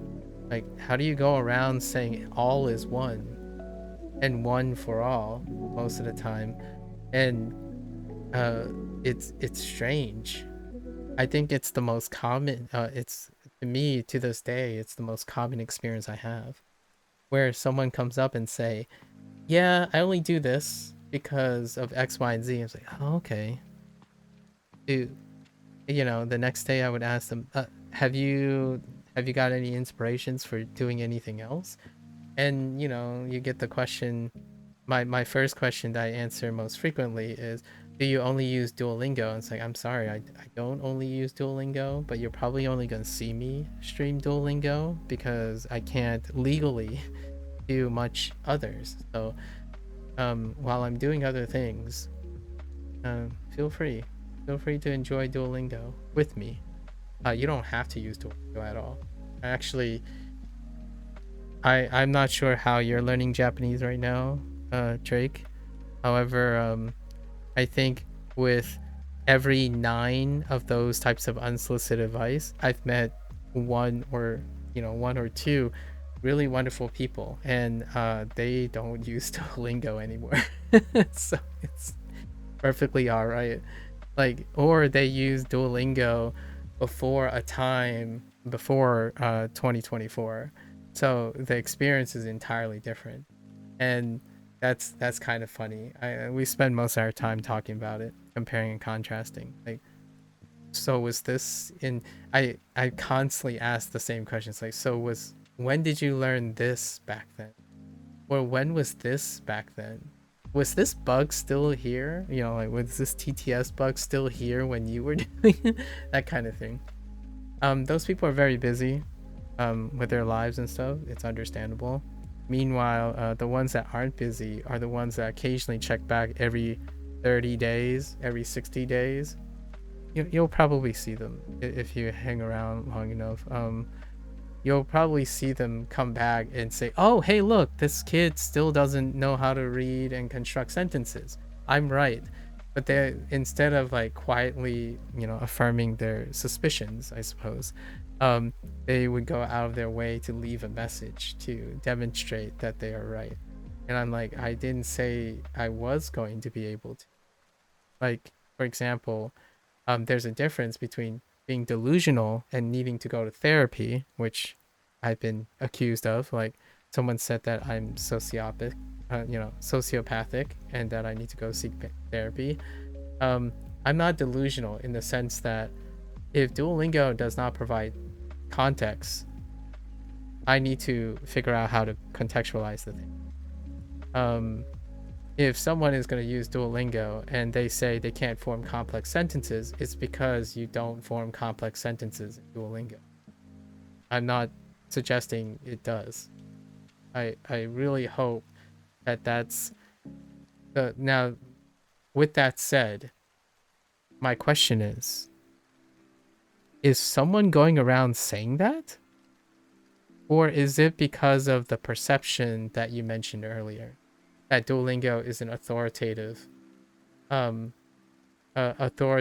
source? And I totally think that's a problem. I walked into the sense I'm not delusional. Oh, there, Lotus. Speaking of one of the people, Lotus is one of them. But what I'm saying is, I think your concern is profoundly merited of concern, Drake. I actually think the Duolingo PR team would want a focus, like a focus group on diffusing that type of marketing. If there, I don't know where the marketing is. I might have encountered some marketing. I just see memes like Drake, like for every one thing about instructional, I actually think it's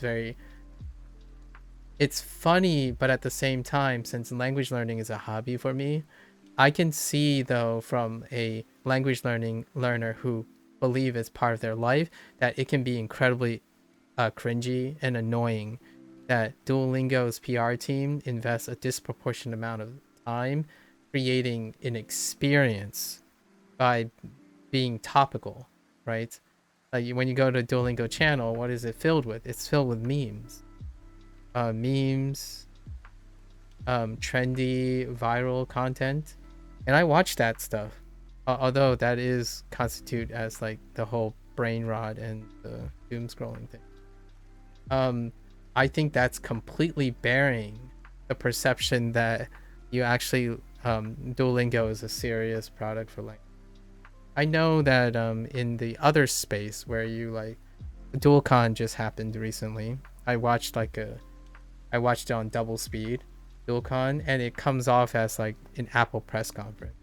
And if there's anything about Apple products, it doesn't they don't necessarily bode well for the confidence of people understanding how software works, like an OS works, and how hardware and software interfaces. What did you think of the AI call feature? Funny thing, I was looking up Max service features, and I came across someone who is like, I guess, sponsored by Duolingo, like they're like PR person. So I saw the AI call feature a little bit before the press conference. I think it's cool. I actually was gonna do something like in another 3 months. When I got close to the end of the Duolingo course, especially for Chinese, I was going to use OpenAI's LLM to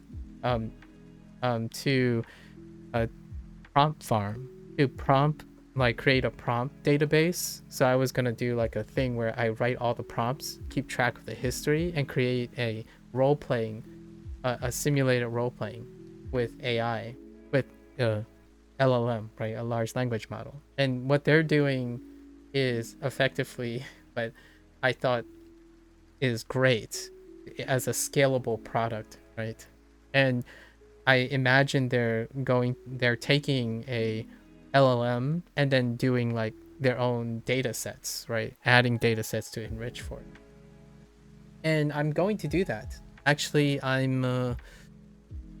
that's the plan actually. That's why I'm holding off on the like the teachers and the tutors and whatnot at the moment. I want to engage in using a tool. I get it. Hear me out. And I'm sure Drake is familiar with this concern. Large language models hallucinate, right? Hallucination is the bug, right? So Duolingo has TTS bugs. Those things are imperfect, right? And they can be harmful. However, for someone like myself, maybe not a new learner or maybe not like a experienced learner, the idea is that I like to cross-reference. So LLMs aren't going to be used in isolation. Actually, even as a new learner of anything, I don't rely on a single source. I like to hope that most people aren't doing that. But younger people, I can understand that could be a problem where you rely on a single source. However, LLMs, barring hallucinations and all that, and then like the data sets, you can get some really fun, clever ways. So what I'm going to do in the future, much like Duolingo, not that people watch this stuff to troubleshoot or anything. When I do the LLM stuff, I'm going to approach it the same way, a very similar, like exploratory way that I'm doing Duolingo, and come up with like prompt lists. So I'm going to have like a pad on the left side, work a model in with something freely accessible, right? I was going to use OpenAI because freely accessible. Or I might subscribe to Duo Max to compare it. but I need a form of reference, a standardization. So I was going to do the OpenAI thing, ChatGPT. Probably it's going to be like 5.0 in the future by the time I get there. I don't know, 3 or 4 months. AI LLMs kind of move fast in terms of their revision. I was going to do that. I was going to use another model. So I was going to use 2 or 3 different models that are freely accessible. And you can stream them because they're technically freely accessible. And then we were going to compare it to Duo Max, the AI call feature. Because then I have enough user experience that when I go and do a product that costs money, and I think they're okay with it. I'm pretty sure Duo Max is... I have to check if it's allowed or not, right? Because that's a legality issue. I still have to check with all the other LLMs as well. So with that, it would be fun. And the reason why I wanted to do that is, hey, if you're tired of Duolingo, if you're tired of Wanikani, give this a try. Like, let's go and make things together. You know what this reminds me of? I don't know if you guys ever like hop into a stream called Dungeon Creator. I think it's called Dungeon Creator. Basically the earlier versions of like a semi LLM. They're not machine learning. There's no machine learning involved. It's like more huge data sets and creating webs. And what you do is like you enter a hypothetical situation, and then the dungeon creates a hypothetical, challenges you with a hypothetical text situation, and then you respond, and there's enough coverage that you get a response, like text choose your own adventure games and kind of thing. So that's kind of how I'm going to approach it. Like, how far has AI come in the sense that, oh yeah, we're just going to roleplay now. And I think the efficacy of your AI learning, your AI aided learning, has to do with your inputs, like the prompt selection and prompt like leading and whatnot. So that is definitely very near future, but the near future is like months away. So for some people, months can be like an eternity. For myself, if I blink hard enough, 3 months might go by and I'm still enjoying myself. I think going to knowing that the AI is going to have issues occasionally, then you can always cross-check with the native speaker. Exactly. Or any other reference. Or any parasocial reference. Yeah. And that whole concern that started this conversation about like the TTS bug, I don't go into anything expecting you don't have issues. So I don't know why, like, when was it that I'm gonna hope, like, my hopeful thinking is that this selection, this really loud self-selection, is a minority voice. I don't know because I don't have enough data. Anecdotally, the vast majority of my interactions are the majority voice, as in the majority is the exception, is knowing that people are blind, in my opinion, blinded to or shrouded by the human condition. Like they pretend like, or they're unaware and unintentionally not taking into consideration the human condition. And that's the idea that people make tools, and tools inherently have compromises, pros and cons. So going around easily saying this is the best and that's the worst is not as informative as this is what this thing can do and this is what this thing can't do at the moment. However, you as a user has the capacity to supplement and complement that. Much like when you said it is very useful if people actually read what's there, right?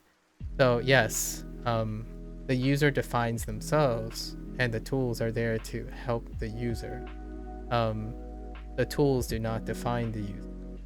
And that's kind of a rough thing to talk about, especially Japanese learning, because if I gave you any impressions from my anecdotal experience so far, is that the tool defines the user, especially to the vocal minority. I like to believe it's the vocal minority. However, right now it represents the majority of my experience and interaction. If you see someone using Duolingo, then you are defined by Duolingo. You are not a person who uses Duolingo in addition to other things. Even innocent questions start with the idea that you only dedicate yourself to something. And it's an experience that I haven't experienced in a very long time. Or I don't think I've ever experienced yet until now, which is the idea that a learner learns from one thing. Like, as opposed to asking, hey, what else do you like to do when you're language learning? The question is, do you only use Duolingo? Well, and then I was playing Shashinko the other day, and someone asked, oh, do you only use Duolingo? And I'm like, well, I also play Shashinko. And then they asked, well, do you only use Shashinko and Duolingo? And I'm like, no, I don't. Have I used any other study methods for outside Duolingo yet? Just generally curious. I'd use grade readers. Grade readers, I already consume Japanese content, so those don't qualify as study methods. But graded readers qualify as a study method. And then comprehensible input YouTubers. But I'm not still sure that qualifies as study method. Technically, comprehensible input is a method, right? You're asking for study methods, right? So comprehensible input is a method. Graded reader is a comprehensible input. It's a method, it's an example of comprehensible input. However, comprehensible listening, that's still only one method. It's the application of that same method. However, in terms of Japanese, writing is my study method. Writing is a big part of my method. Like, writing in general, journaling, reading texts in general is a study method. And that would be under the umbrella of immersion. I guess immersion is a study method nowadays. I don't know. It's a philosophy. So many words around methods. So for me, I can name the things that I do that expose me to Japanese, that makes me think about Japanese, right? I occasionally watch anime, so that's about once every 2 or 3 weeks. Usually that's a very extensive time. It's like 3 or 4 hours straight a day from time to time, whether with or without subtitles. It's a method, right? It's an approach. I like picking up graded readers. Actually, were you the one that told me about that one site, Soul Seki Project? I looked at chapter 1 of the first book, and it was pretty useful. And I really liked it. Actually, I like the person who was speaking. I like the intonation of the speaker. It was very relaxing. And then, Tofuku, just being on the site on Tofuku, you're being involved in a blog, right? Technically, it's still a blog. That is technically a method, right? And what it doesn't stop the person from saying, well, are you going to do any serious methods? As in methods I care about, but not what you are saying. That's different. The motivation behind the questions often means, well, you're not using my method. I'm waiting for you to mention the method I'm using. I'm like, well, I don't know what that method is. Can you tell me what it is? That's not what you think. Tofuku is a great resource. So is like Take Him's Guide. People prefer Take Him's Guide. I don't pay for textbooks, so there's still Genki, right? And Minna no Nihongo, right? You can technically get PDFs of this, but I like to pay for things that I'm willing to invest in because I can. That would be what I was getting at. How do you interact with Japanese outside of Duolingo? Oh, the interaction? Yeah. Well, the interaction is far more than I would say the average person who even likes anime and manga does. Because rarely do I not consume Japanese. I don't think that has ever changed. I mentioned this in day one already that immersion does not make a literarily competent person, in my opinion. Well, for myself personally. However, my lifestyle has been around Japanese, Chinese, English since I was able to construct English sentences. So that hasn't changed. The problem with that is I don't talk about it because it's part of my lifestyle. Like, it's hard to not hear Japanese when you play a lot of Japanese video games, right? It's hard to not like watch a Street Fighter thing and hear those characters speak Japanese, that kind of thing, right? And those do not qualify as study method. When the impression that I got from people, the usual like hidden agenda is to deviate me from using something and to using something that they do and they use, right? So that's very different. Have you heard of a what is it called? Hang on. What is it?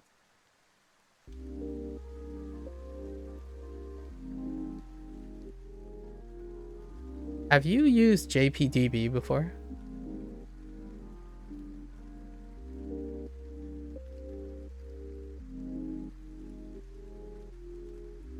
JPDB. I don't know if you even watch anime. Actually, I've met a couple people already who likes Japanese, but they don't watch anime. But I'm likely going to ask anyways if you are into anime. So what seems to be the widely accepted study method, or whatever people seem to be pushing? Do you know a common one, or has it differ from person to person? Common ones, SRS. It's just SRS mostly. SRS, and then typically the gold standard of SRS. And funny enough, it's Anki. Now the sample size is relatively small. It's about I'm gonna say it's about 30 people. Oh no, not JM Dictionary. Yeah, JPDB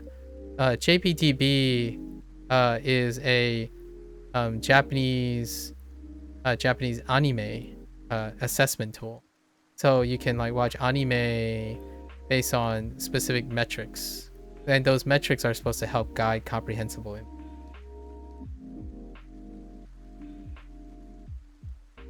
Yeah. Oh, welcome back, Lotus. I don't know if you watch anime though, so it is purely an anime thing, trying to use metrics to give you like a gauge of what's the Duolingo unit I'm on. I'm on the last day of time and dates, so it's not quite as interesting. Oh, there, Pixel. So it's SRS. I'm gonna say 60% of it is SRS, and 30%, no, less, 20% is CI, and the other 20% is immersion. Now the 20% in immersion is also lumped with the SRS, so these two are coupled. CI tends to be decoupled from SRS, and immersion a lot of times.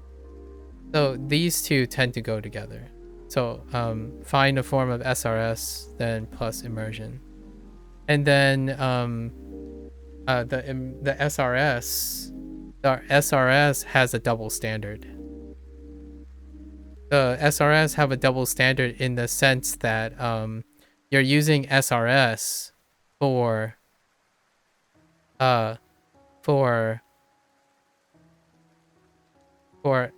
non-contextual understanding, non-contextualized understanding, and it is immersion that is the gold standard for active comprehension. That's the impression I get from Japanese, the vocal Japanese language. You've watched a few different ones. I'm not a super fan of anime or anything though. Yeah, but yes, you've seen this JPDP site. There was something about it, how it worked, that I didn't like, so I stopped using it. Oh, okay. I haven't used it before. Someone else suggested it. I think that was the most unique one. Unique one that interfaces like an interest for anime, right? And when something doesn't really work very well, oftentimes though, if you have an interest in it, right? If you have an interest in it, you can use your own experience, right? Your own experience to make a tool work in a different way, right? That's kind of my whole spiel about Duolingo. If someone finds, like, hats off, if you find another streamer, if you find a lot of people, if you find another person that uses Duolingo the way I use Duolingo, then I'll quit Duolingo.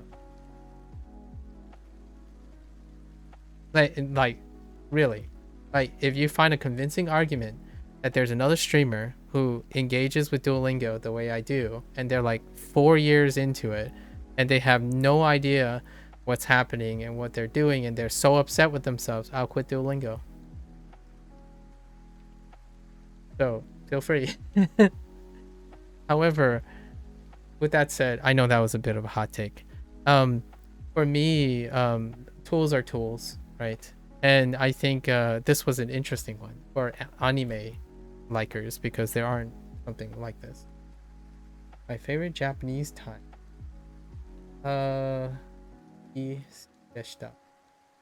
Something goes.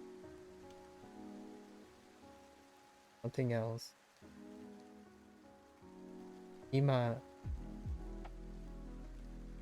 So something about liking. It's a quote from an anime or something. Oh.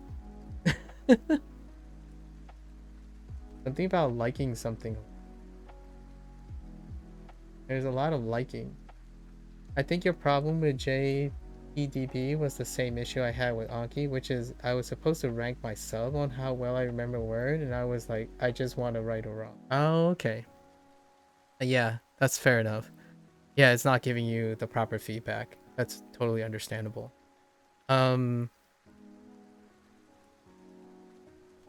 Yeah. That's probably what my thoughts are with it. And I don't know if you get the same impression. However, it really is SRS plus immersion. And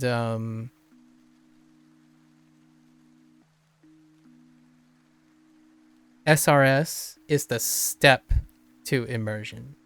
So the idea is you're progressively reducing SRS to progressively increase immersion. That's I think that's a way to cover most of my interaction. And that's like 30 people. Not too much. However, I would say what I described, it's like 30 out of the 40 people I've met. And you know what else is a natural form of SRS? What is? I liked it. Past tense. I lied. Even now I like the TikTok audio. Oh man, the brain rot. Yeah, all I heard, oh, it's I lied. That's what that word. I lied. I see. Yeah, what is the natural form of SRS? Um, Drake. I'm not sure natural means reading. Oh yeah. True. True.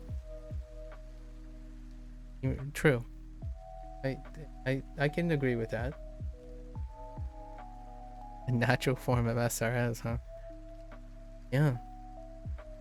The nature of that thing is that reading is too broad. So then these unsolicited advice that I get would be, well, it depends on what you're reading,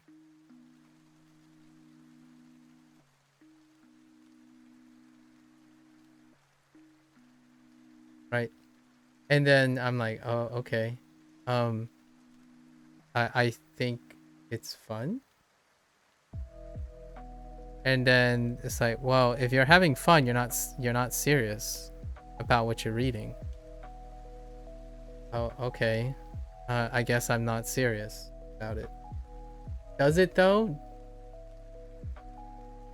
Drake, I know, I know, like you're like saying the follow-ups, and my comment is it's very difficult to understand nowadays what people want from me. Like it's almost as though they're looking for something. Pretty much all texts you read are going to cover the most commonly used words in language. Yeah, more or less. If you engage in the language, it's great.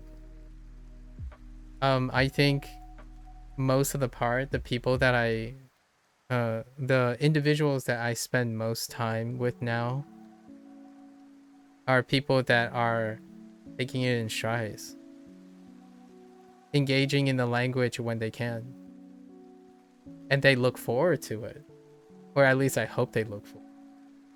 Sometimes I feel like Lotus is just sitting in the corner being bitter. No, I'm just kidding. Just kidding. Lotus is very busy. Oftentimes though, I think I sense bitterness, or contextually I feel bitterness. Like what is the Duolingo bitterness most of the time, right? Sometimes, I'm gonna say most of my experience so far, it's still sometimes, is that people are bitter that Duolingo failed them, and then they don't want people to fail, right? So that's where that act of kindness comes in, right? And I can't make any guarantees. It's true. I can't make any guarantees that I won't be a bitter 4-year-old, like 4 years going Duolingo user. It's not going to be 4 years, by the way. It's not even going to get close to 4 years, because in the at most this Japanese course has like another 6 months. We're going to say 8 months. And the Chinese course has another like 3 months. But even then, I genuinely hope that people don't hope that I'm gonna be bitter.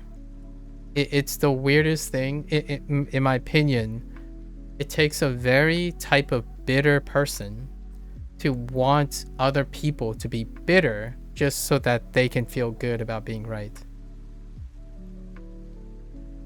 And you might be thinking, no, they probably want you to succeed and be great. It's like, you have to understand, there's a tact, and there's an tact. Chinese course is shorter. Yeah, it is. Maybe fortunate or unfortunate, I don't know.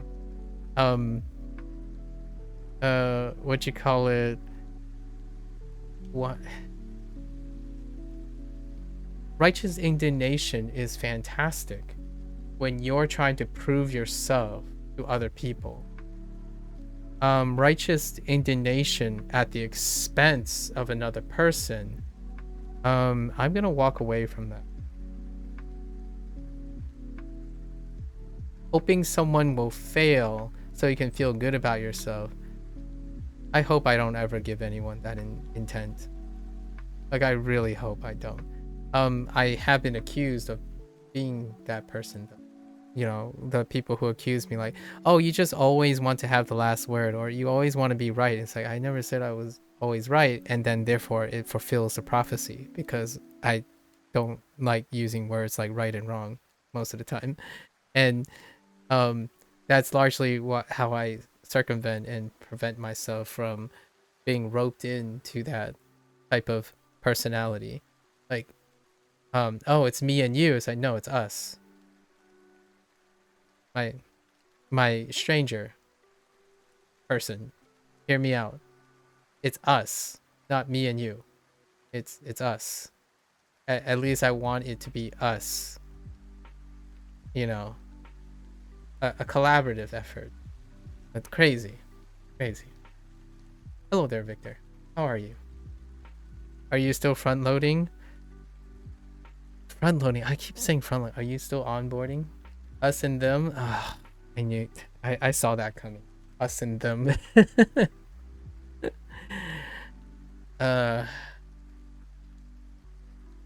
Us and maybe us. Okay, us and more. Us and more is probably the word I would use, or phrase. Us and more. You're still onboarding? Oh, it's good to hear. I don't know what Lotus is doing. Lotus, he's doing something. All right. Anyways, good talk. Good talk, Drake. It takes I like talking about this stuff so much, so much. Although it does get in the way of getting other things done. Cooking dinner at the moment, so you're basically cooking dinner and being able to type. Did I ever tell you guys that Lotus is a 3-star Michelin chef and a multi-billion-dollar double agent? Multi-billionaire double agent.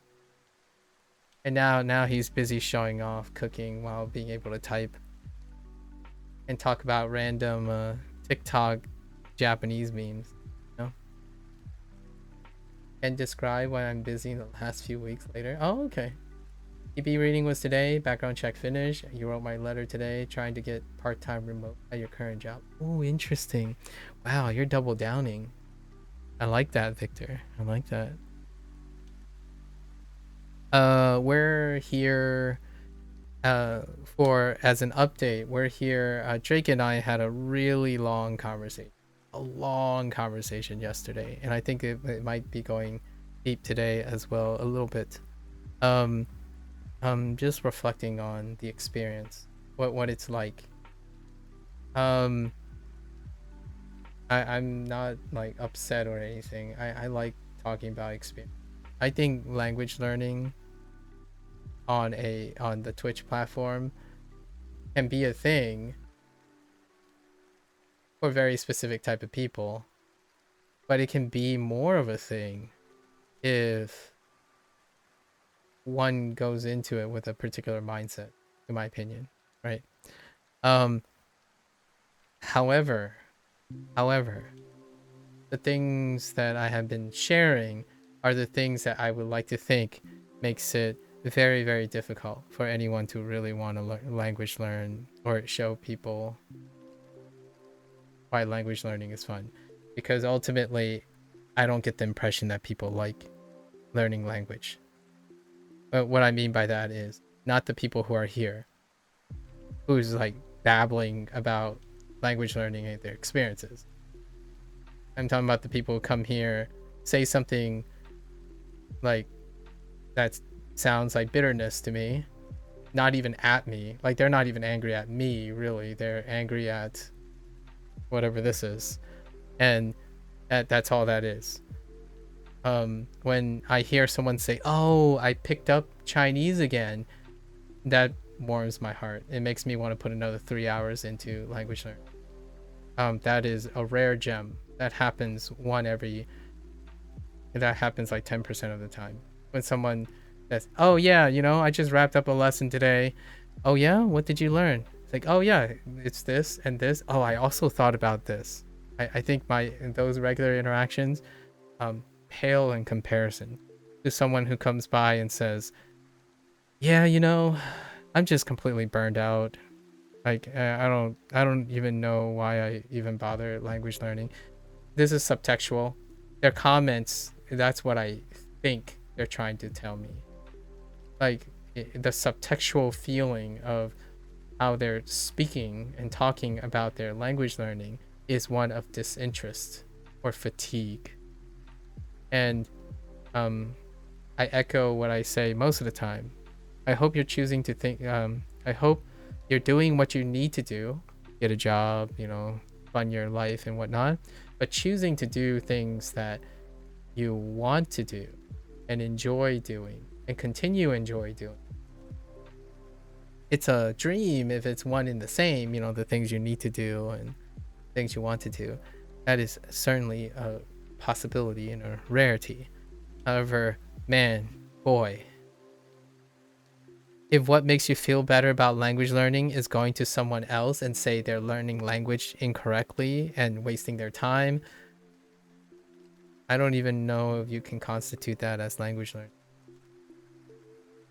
or a hobby in general. Although trolls exist, so I guess that's a thing. I have to recognize that that's the reality. Yeah. All right, let's get back to this. 再来年。再来年。3週間。3週間。3週 Only 500 more Anki cards left to go. Wait, that's a kappa. Have you heard that before? Wait, are you like, now I'm not even sure if you're serious, because that is a thing I hear a lot. I didn't think it was like people actually do that until I found out people actually do that. I don't know if you're being serious or not serious. Great, because I legitimately, that's how people tell me about what they learned a lot of time. Like, oh yeah, I'm going through the 2000 or, you weren't serious about doing reviews. Oh, okay. Like, you don't use Anki, okay. Because that's what I hear a lot often. Like, oh yeah, I just knocked down a full rotation of the 2000 gold deck of Anki, like the 2000 common things. I'm like, okay. I don't know how to process it. I'm like, I don't know what that means. Like, so you reviewed it. That's great. What do you do tomorrow? Oh, I review the same thing again. I'm like, oh.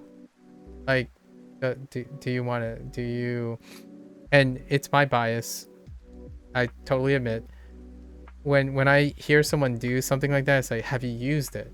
Do you find it like, have you ever use case? Have you seen it in the wild? Like, are you getting input stimulus from your output stimulus? Like, being able to read something is actually an output from what you're taking in, right? From the stuff. And oftentimes, no, it's like day in, day out. It's like, I did this Anki exercise. I was like, I went through my Anki deck. Like, okay. It sounds like you're prepping for med school. Yes, I know. Anki was originally popularized by med school. That's what that's why I mentioned that. But I don't have that satisfaction. I actually, if it wasn't for like Victor, Lotus, and you, I didn't start language learning by not streaming language learning. So hear me out here. My interaction with Duolingo is fueled by my interaction with it. It does have its uses, most definitely. I agree. Flashcards definitely have their uses. I told people, a lot of people ask me, when is the Anki stream, right? I kid you not, when is the Anki stream? Because they like to poke fun at the lack of SRS in Duolingo. I told them soon. Soon TM. And they're gonna, but here's the thing, Drake. My Anki stream is gonna draw just as many "you're doing it incorrect, you're doing it wrong" situation as I'm doing Duolingo. Like a Duolingo person, their comments are, dude, just use and like just answer already, right? It's kind of like a video game. Like you talk about a video game and that person sitting there is like, are you gonna play? Like just play, dude. It's like, okay, you still have that, that's possible. But when I do an Anki stream,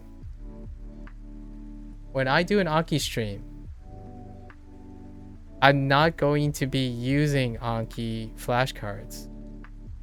Like what I mean is, I'm not going to be using Anki because I learned something already. I'm not using Anki the same way. I think I'm going to spend most of my time making Anki cards. And where am I going to make those Anki cards when I play video games?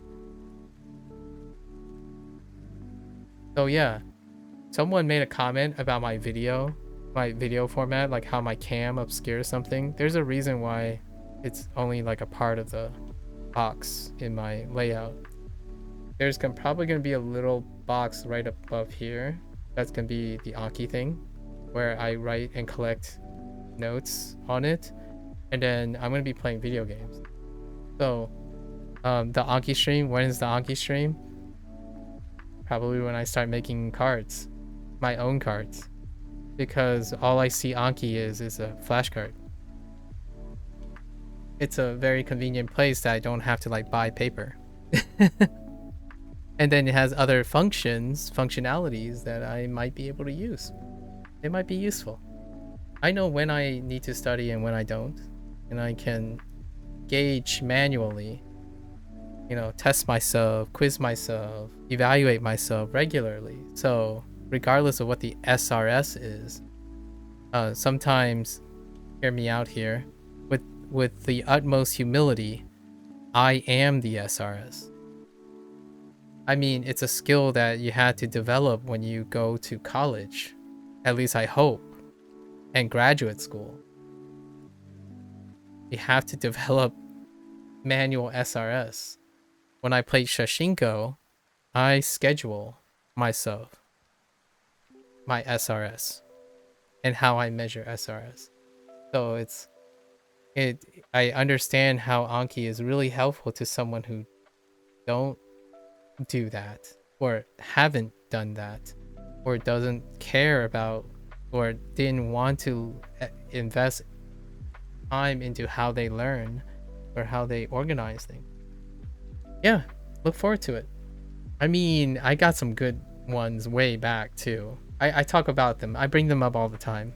So if you're ever curious, and occasionally you can come back like every 3 months or so and ask me, oh, hey, has any interesting things happened before?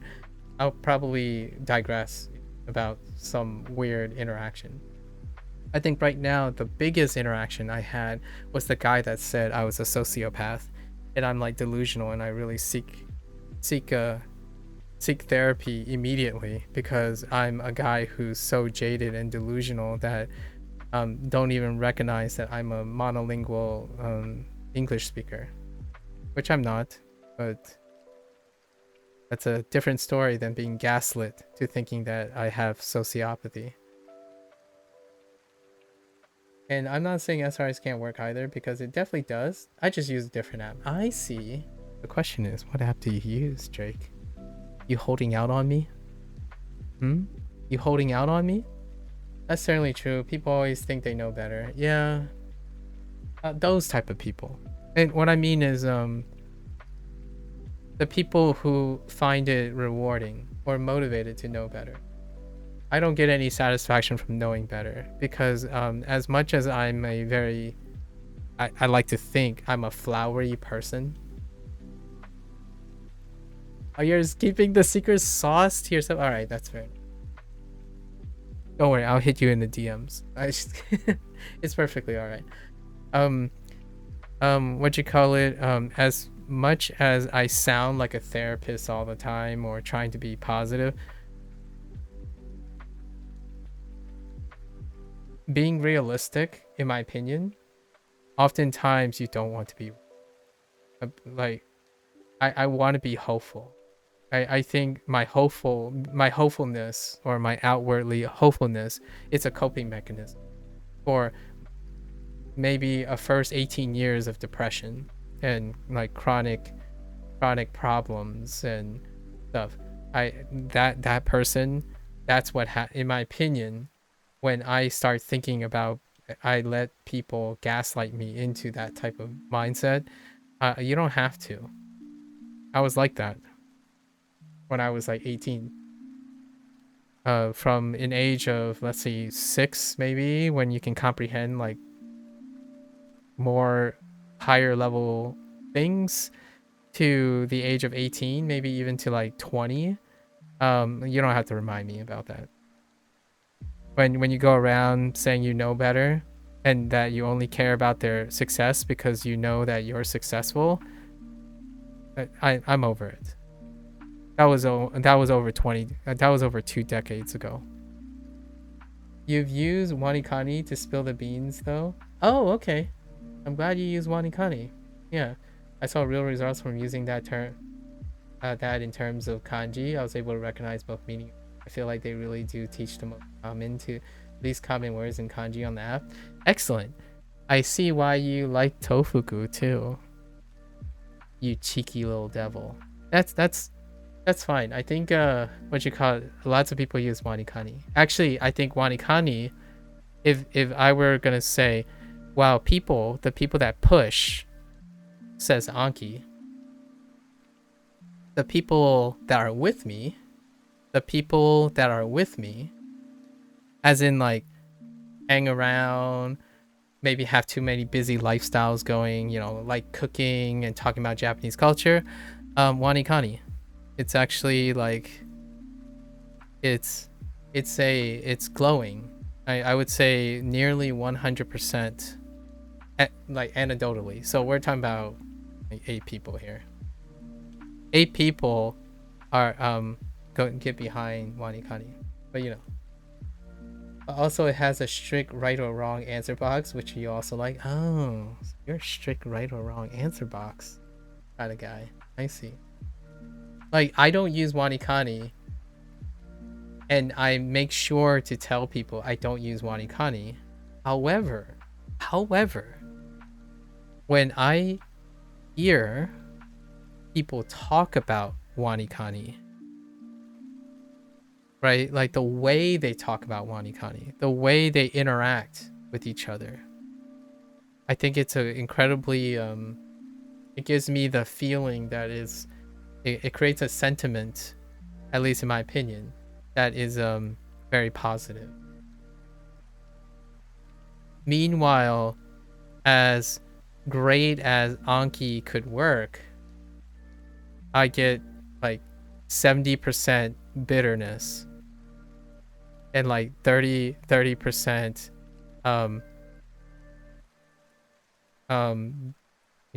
let's do this kind of thing. I don't know, but there's more in between, but I honestly think I get more bitterness from Anki, and not in the terms of they're bitter about Anki. I'm talking about they project bitterness onto other people. Like, oh man, if you don't get on Anki, you're never gonna get used to understanding the 2000 common kanji because it takes a really, really long time and it's like super, super hard to say, okay. If I learn 700 kanji, I'm happy. I don't have to learn 2000. Okay, I'm that's fine. Like if I get past 100 kanji, I'll let you know if I'm interested in 2000. If I get past 150, I'll let you know if I'm still interested in 2000. At the time of this conversation, I know 450. That's not even close to 2000. Perfectly all right. Like, I'm happy. It's cool. I know approximately 2000 Japanese terms and 450 kanji. I have like barely an N4 comprehension on grammar, and I do not speak to native speakers. And I can smile about it because it's more than zero. It's more than zero. And you know, and then someone is gonna say, well, how long did you spend learning that 450? You know, how long did you spend?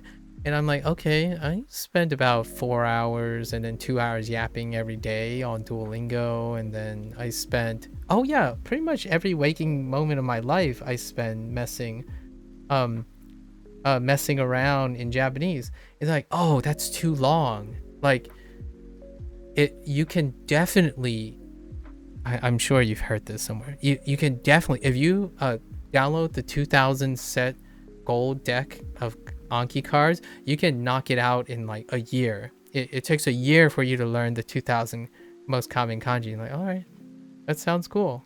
Like, I hope it works for you. I'm totally all right. Thank you though. Like, I enjoy every moment. I enjoy doing this. I could end up enjoying doing the 2000 Anki kanji thing. I'm not a greedy person. I'll take your advice under consideration. And maybe in the future, especially if the majority, most of it came from Duolingo. Right now,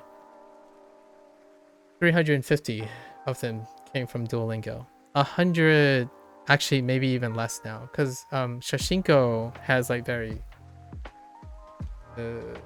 like kind of arbitrary ones a little bit here and there, but it deals with the context of cityscape, so like being around the city.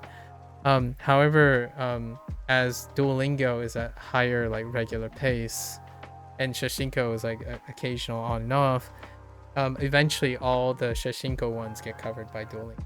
So we're around 450 now. It's pretty nice.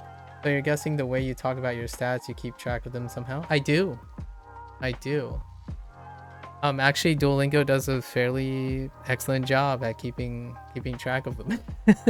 That's what tools are doing, I suppose. Eventually, I'm gonna really just stop. Like, what I mean is, I kind of already stopped. So I'm rounding. I don't actually know the exact number. Like, is it 451, 453? Now we're going into the hundreds, right? So that it doesn't become a tedious extra stat thing tracking. Maybe one day we'll see. We'll see more stuff. But that has fall by the wayside. I more focus on how to keep myself consistent nowadays. Wanikani. Another Wanikani. Oh, wait. I had to check the cooking pic. Let me see this cooking pic. Dude. That looks delicious. Wait. Are there 4 eggs in your...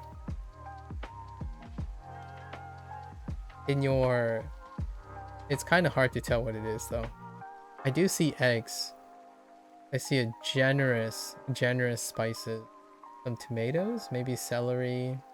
What is it? Oh, Shaka Shuka? I'm not familiar with that. What is that? Shaka. Huh.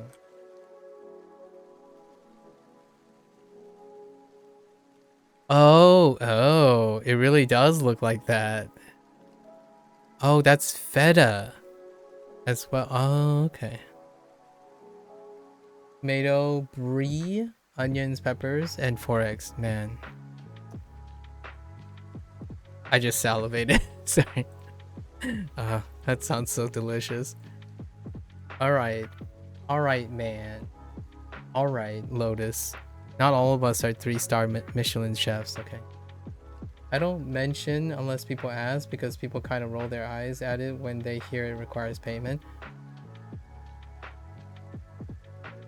Did I already mention this yesterday? You took the words out of my mouth. I don't mention most things until I'm asked. I actually let most people make their presumptions, and then I ask questions back until they decide to ask. And then, you know, the reason why I don't, there's a big pragmatic reason. The pragmatic reason is it takes me like 4 or 5 hours to answer a question.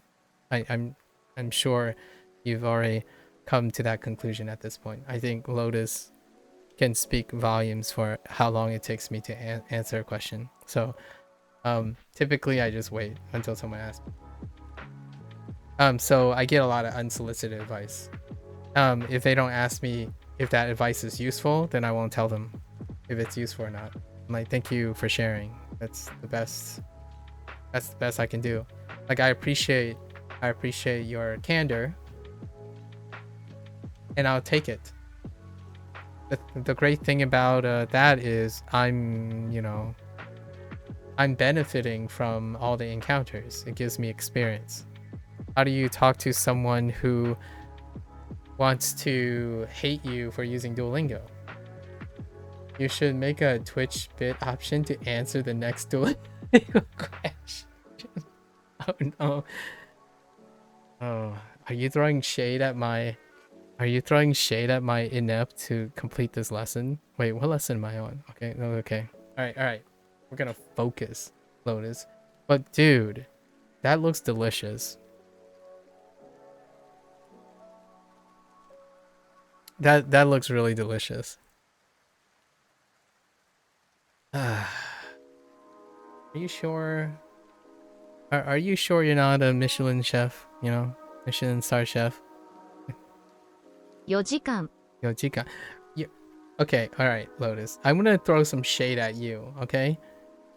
That picture could have been better. I actually see you in the picture. You're casting a shadow. I'm kidding. I'm kidding. I'm kidding. It looks delicious. 4時間 Oh, Yojika. Okay, alright. おととし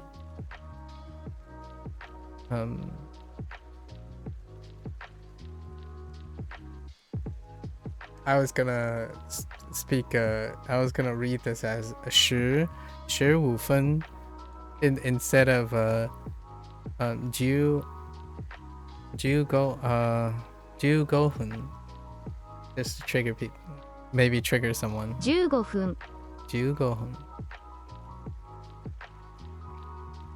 Oh, okay. I'll give food for thought for other people. Since I started Chinese in Duolingo with my Japanese sessions, the most common question changed. One of the most common questions is how it's more like a double barrel. Don't you or do you get them confused?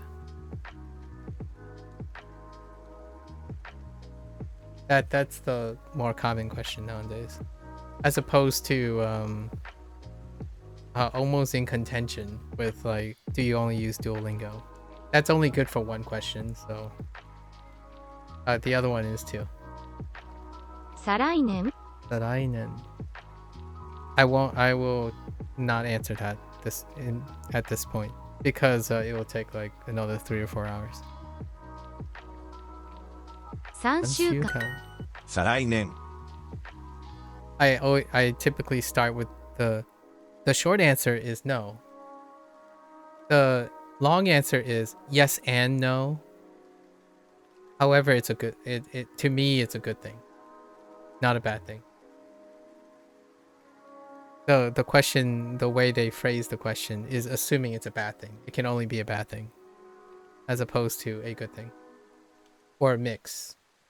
So I'll let you figure out how it's a bad or a good thing or etc. 再来年 Unless you're curious. 再来年。ない。再来年。年。え1週間。1週間。再来年。Oh, which by the way, Lotus, have you ever entered a diamond tournament? 土曜日。3週間。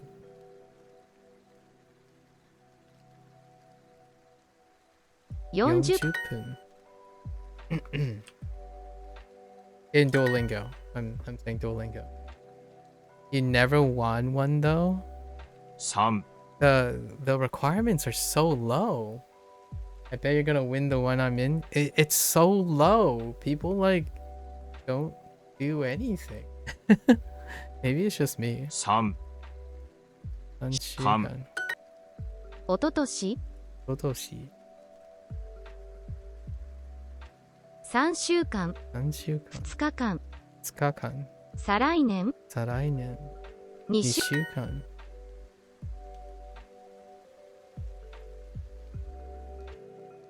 来年。I think you spend a lot more time on them than the average. Listen, I don't get XP during my sessions. Yeah, maybe I do. Yeah, look at this. Oh, okay, well, you only need to make the top 10. You only have to make the top 10. Just from the bit of Chinese that I've done already on Duolingo, there's of course overlap from kanji sharing meanings between two, but the pronunciation of nearly all of them are so different. I know. If you're like, I don't know if you're ever interested to doing a little bit of the Duolingo on Chinese, we can talk about that. I love talking about that. That's the great thing about learning Chinese and Japanese, in my opinion. It is almost to me, it's almost unbelievably relaxing to learn when you have the two interacting. I actually think the terms that I remember the most consistently are the ones that are shared and or contrasting each other, like very rigorously contrasting or share similarities. Oh, like these guys are going hard, you know, but you don't have to make the top 10. Like, look, you just gotta be above the top 10 mark. I don't really do that much. All right, we gotta hit this though. 全然勉強しませんでした。 Zenzen. Zenzen. Oh, we actually have Zenzen too. Zenzen. Right. Zenzen. The personalized practice is basically a time to practice kanji at this point. 全然勉強しませんでした。勉強しませんでした。勉強しませんでした。 We're not gonna write Benkyo again. That's what I did today. 大学の生活はまあまあでした。友達をたくさん作りました。でもつまらない課題もたくさんありました。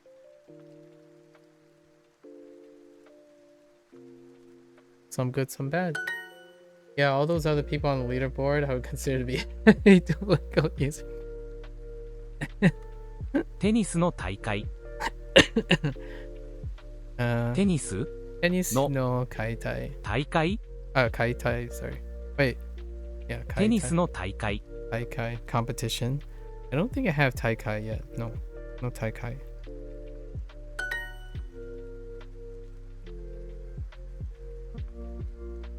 I'm such a casual. Okay, I'm a casual. You just got called out. Then oh yeah. Let's see.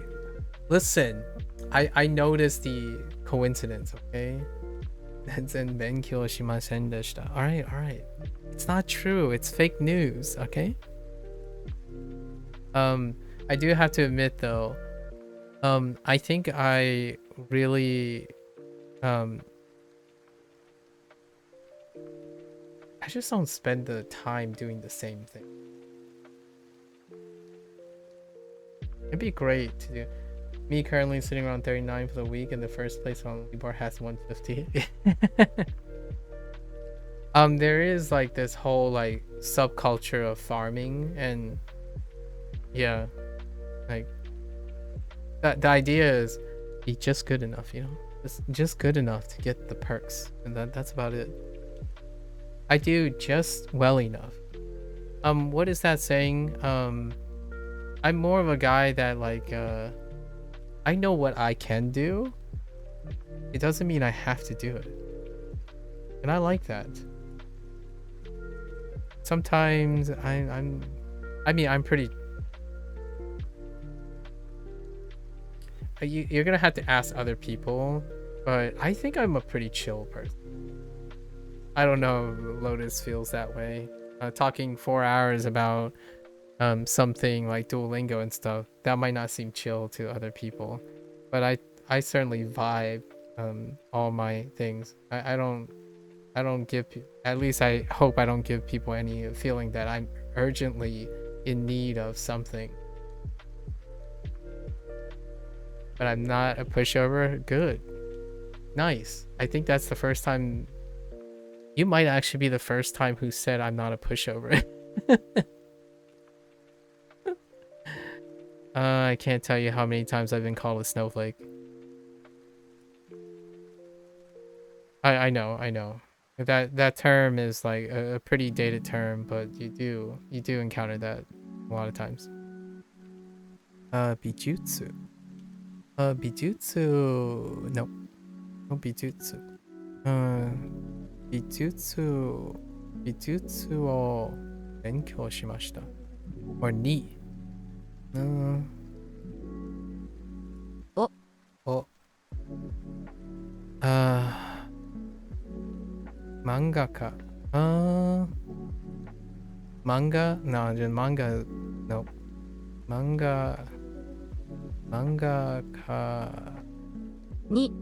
画家になりたいです。I don't know. I think Naru, no. No Naru yet either. No Naru yet. Oh, it's Naru. It's Lotus's favorite, one of Lotus's favorite predicates. Naru. Oh, which by the way, Drake, if you ever want to like, I don't pay Lotus, but if you ever want to like randomly type Japanese and stuff, Lotus is the one that's far more into that than I am or capable anyway. Again, I don't pay him. I just keep offloading everyone and deferring to Lotus. Kino. So we do have Kino.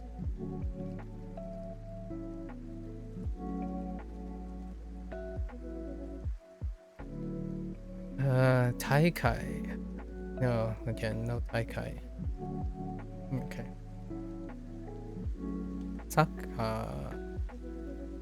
Sakkar の大会がありました。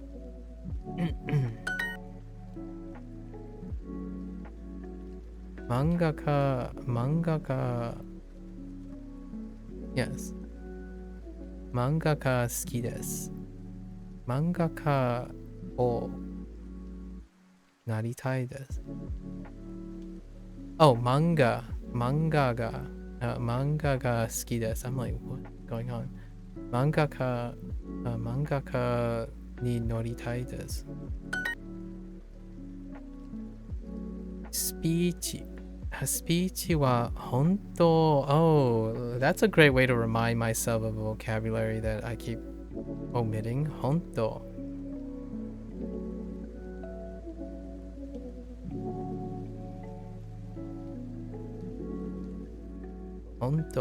本当に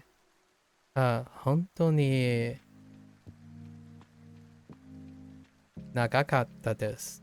長い。長い。Oh, we have 長い as well.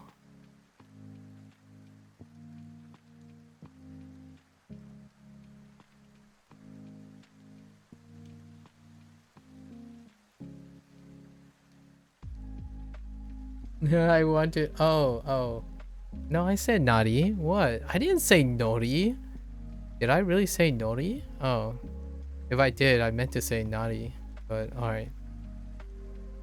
Listen. Don't be making this lewd, okay? Don't be making this lewd. I thought I said naughty, but maybe I didn't. There's a chance I might have said naughty taides instead of naughty taides. Troll. So nagai. So nagakatta. Nagakatta desu. Nagakatta desu. Maybe. 帰りたかったで、帰りたかった。Wait. たかったです。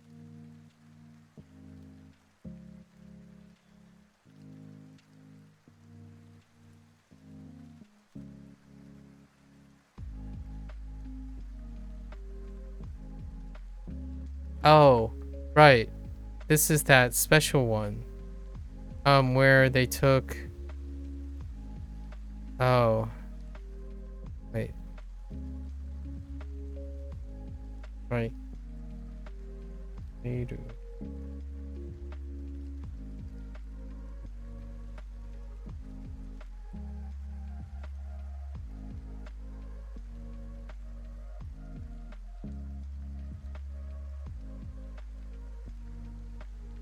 I'm gonna...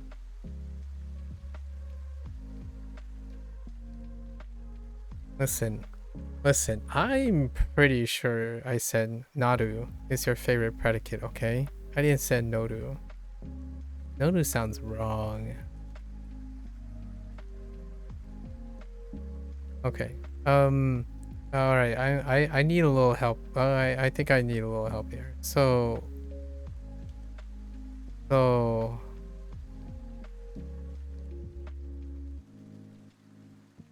we have Kairu.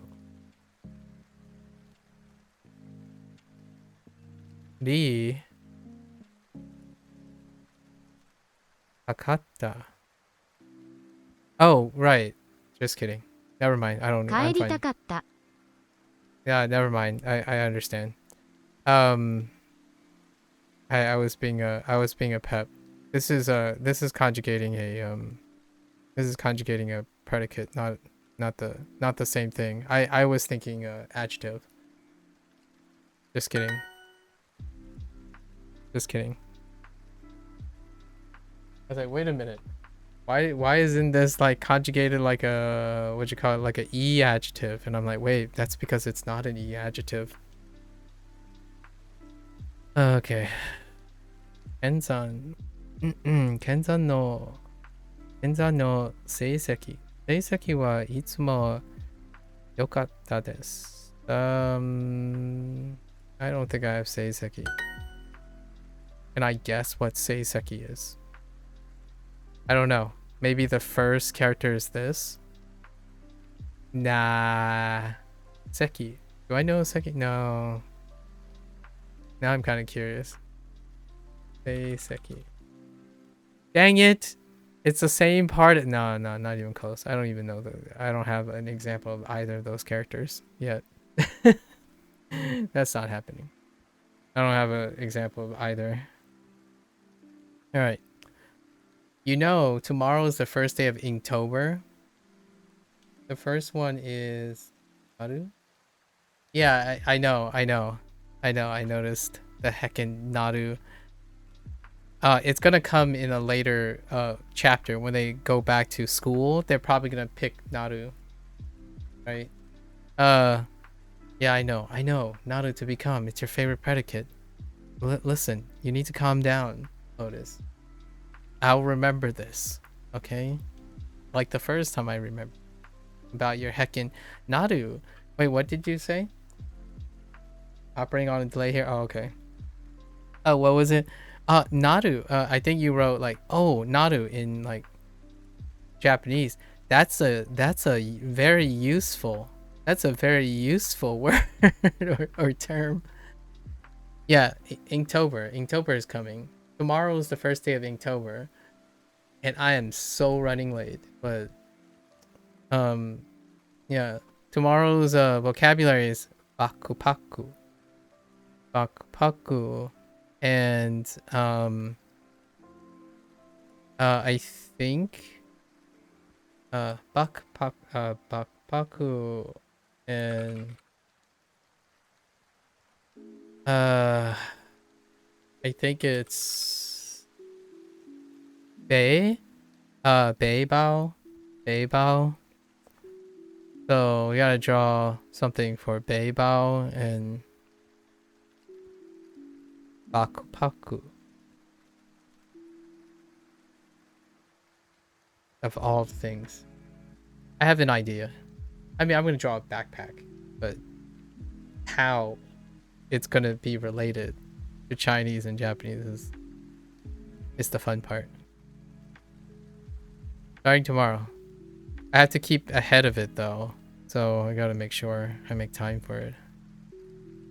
Background processing is not enough. 近所の人はい大学は大学はまあまあでした。でした Is one of the days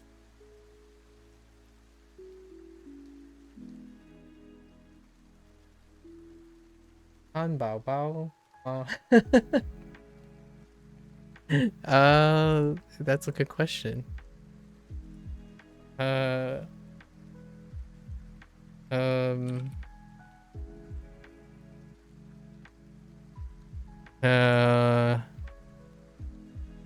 No. Actually, in the last 3 years, I don't think I've had that as a prompt. I just took a glance at day 16. It says grungy, and I'm just gonna draw what I think you look like. I'm kidding.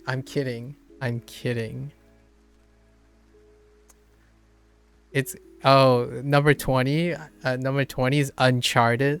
I feel like just drawing Duolingo is sufficient for Uncharted as a Duolingo joke. Oh, the irony. Konya no nani mo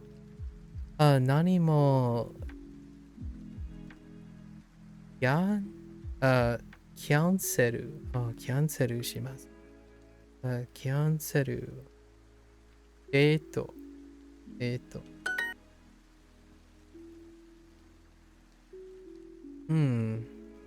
仕事 仕事 we have 仕事仕事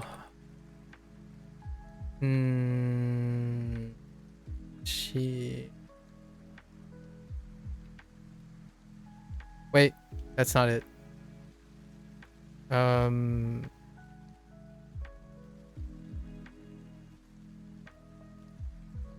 Shigoto. Okay.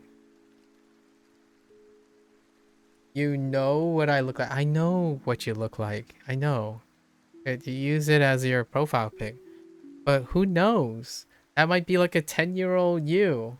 I mean like a 10 years ago. You don't know. You could be catfishing me. How often do you have people using their actual faces? Real talk. I mean, all for the idea of like virtual avatars and whatnot, and sure, like you can do what you want for your ownership, but it's not that common. 仕事の漫画家仕事の漫画家は楽しいですよ。楽しいですよ。 Whoops, the other way around. 同僚のスピ Look at ー what チ you've はとても done. 長かったです。 I'm just kidding. Somehow I think it's funny lashing out at you in an ironic way. It's just that dude that deflects everything, you know? You know you're gonna deflect it. what is 同僚。同僚のスピーチはとても長かったです。No, I don't think I have 同僚。No. 同僚のスピーチはとても長かったです。Okay.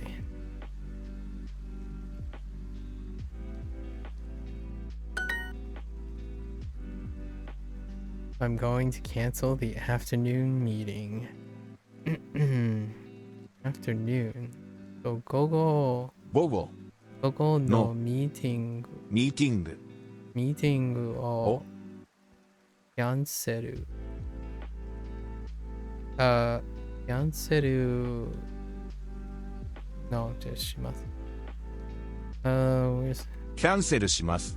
今日は全然家事をしませんでした。今日は全然家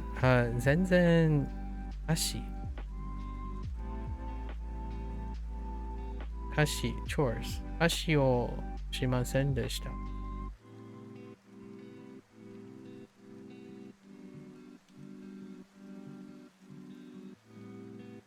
I don't did my I didn't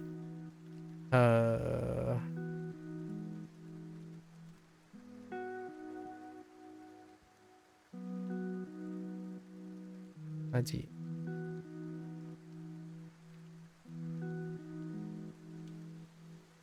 中学生の時成績は良かったですか？中学生の時成績は良かったですか？ Okay.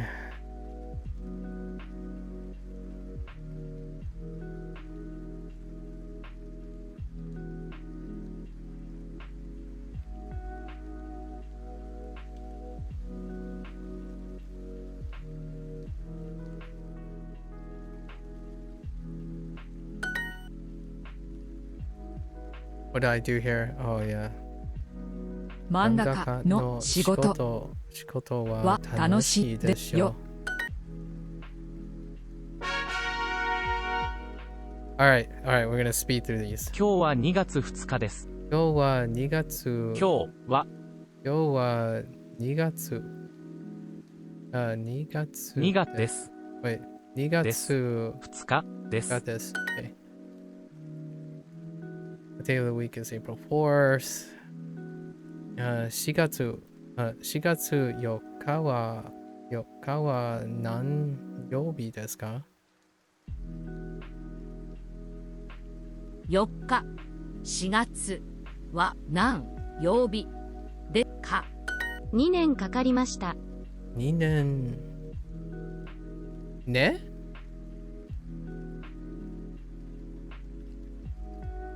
2年2年かかりました。Okay. 話弁当2日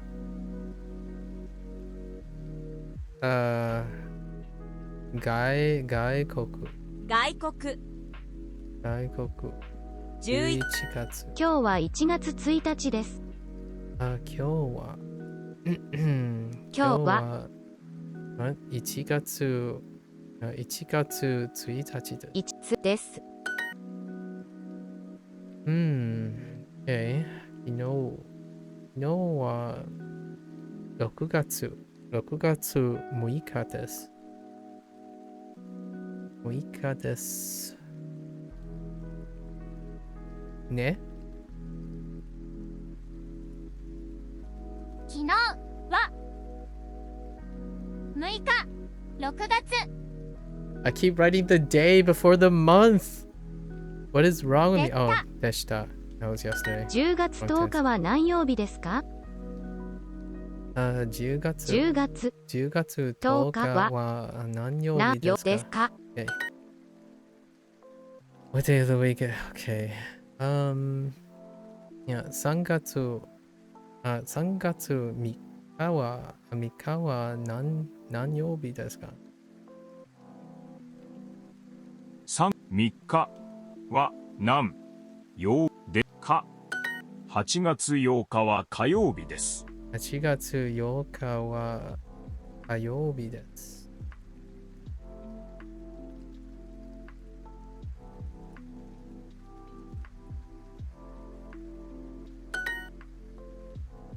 昨日は July 2nd spelled that. 昨日は7月2日です。2日でした。パパパ。昨日は7月2日でした。今日は5月1日です。今日は5月1日です。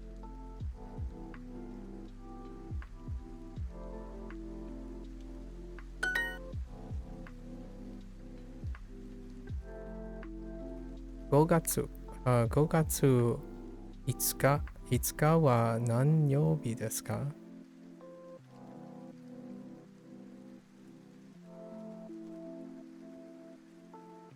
？You're off to play some Legend of Zelda? Wow. I play second fiddle to Legend of Zelda. I'm kidding. Have a good one.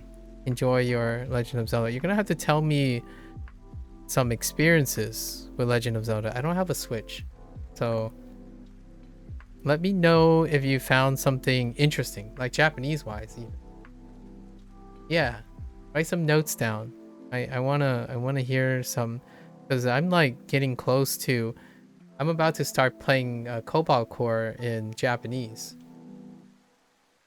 Oh, you'll give me one before you go? All right, lay it on me, because I'm about to start learning deck building terms, like things in deck building games in Japanese. How familiar are you with Legend of Zelda lore? I'm pretty familiar. So what do you got? Pretty good. I would say above average. Above average. Oh, are you going to tell me something about Ganondorf? How do they spell Ganondorf? All I can think about right now is their names. Like, what is... Lay it on me. What is... Okay, so you know about the Zora then. Yes, sure. I think. No promises, though.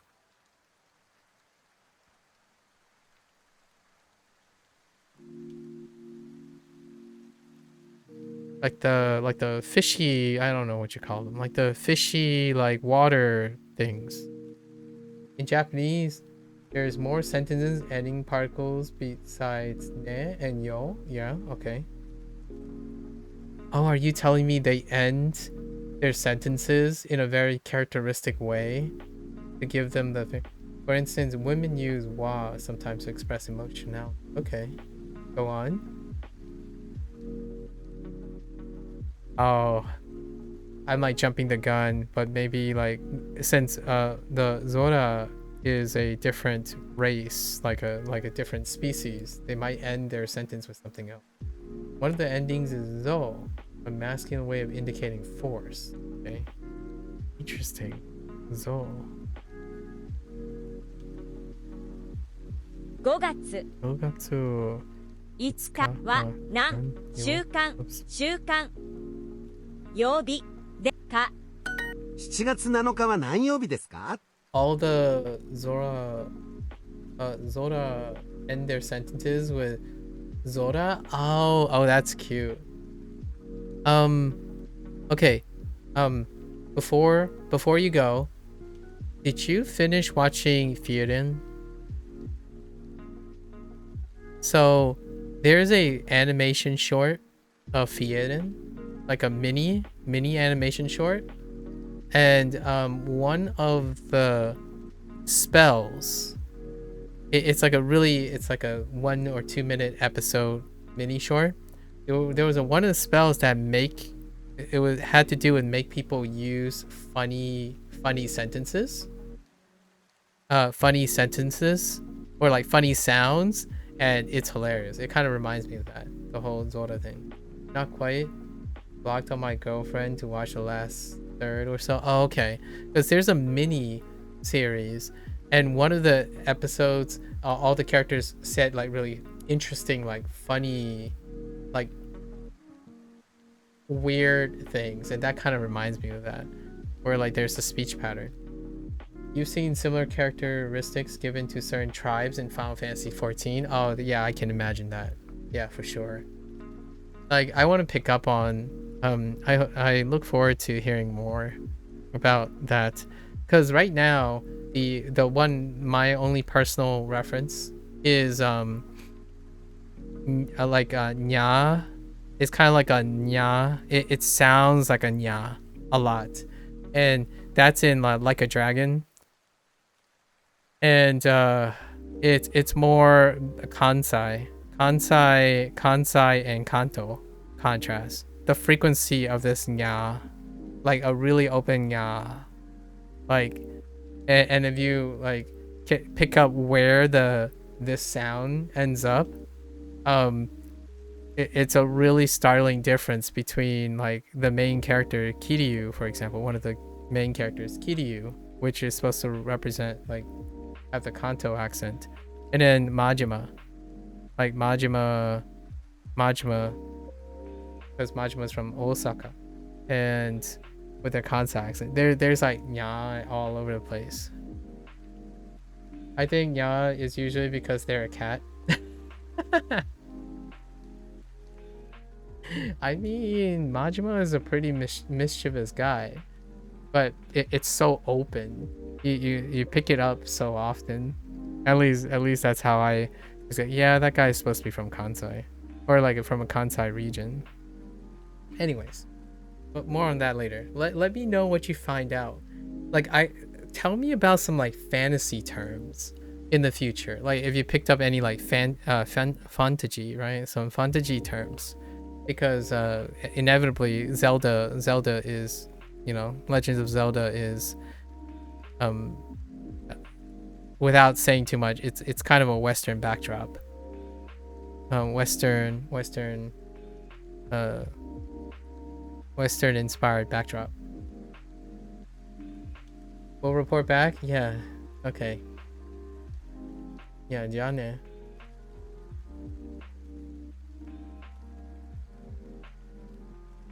Good luck. I want to hear more people engage in video games. Actually, do you play Final Fantasy 14, Drake? I've been told, so I've heard, that Final Fantasy 14 has a very complex and high level Japanese, and that's kind of a thing that some people do for fun, and you like head into Final Fantasy 14. I think the closest thing to Japanese that I've had, my biggest exposure, is the entire Like a Dragon series. The entire Like a Dragon series is my largest and longest standing exposure to Japanese and culture and like contemporary things, and in terms of gaming. That is how you primarily learn Japanese nowadays? Ah, very nice. Very nice.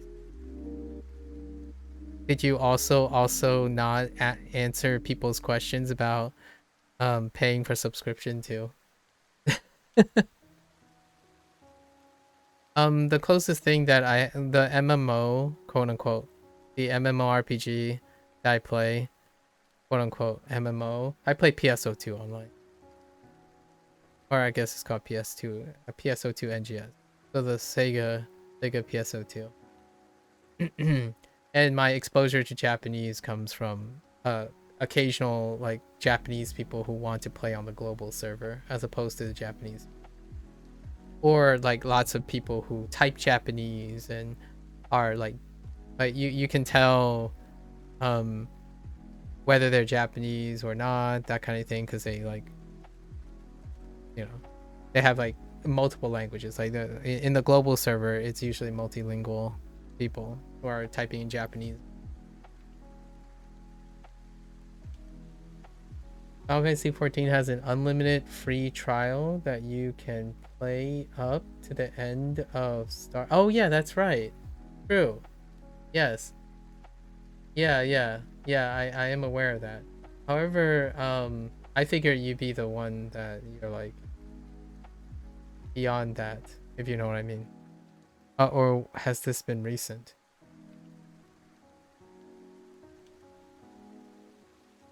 We gotta think about gamers now, you know, gamers like being current.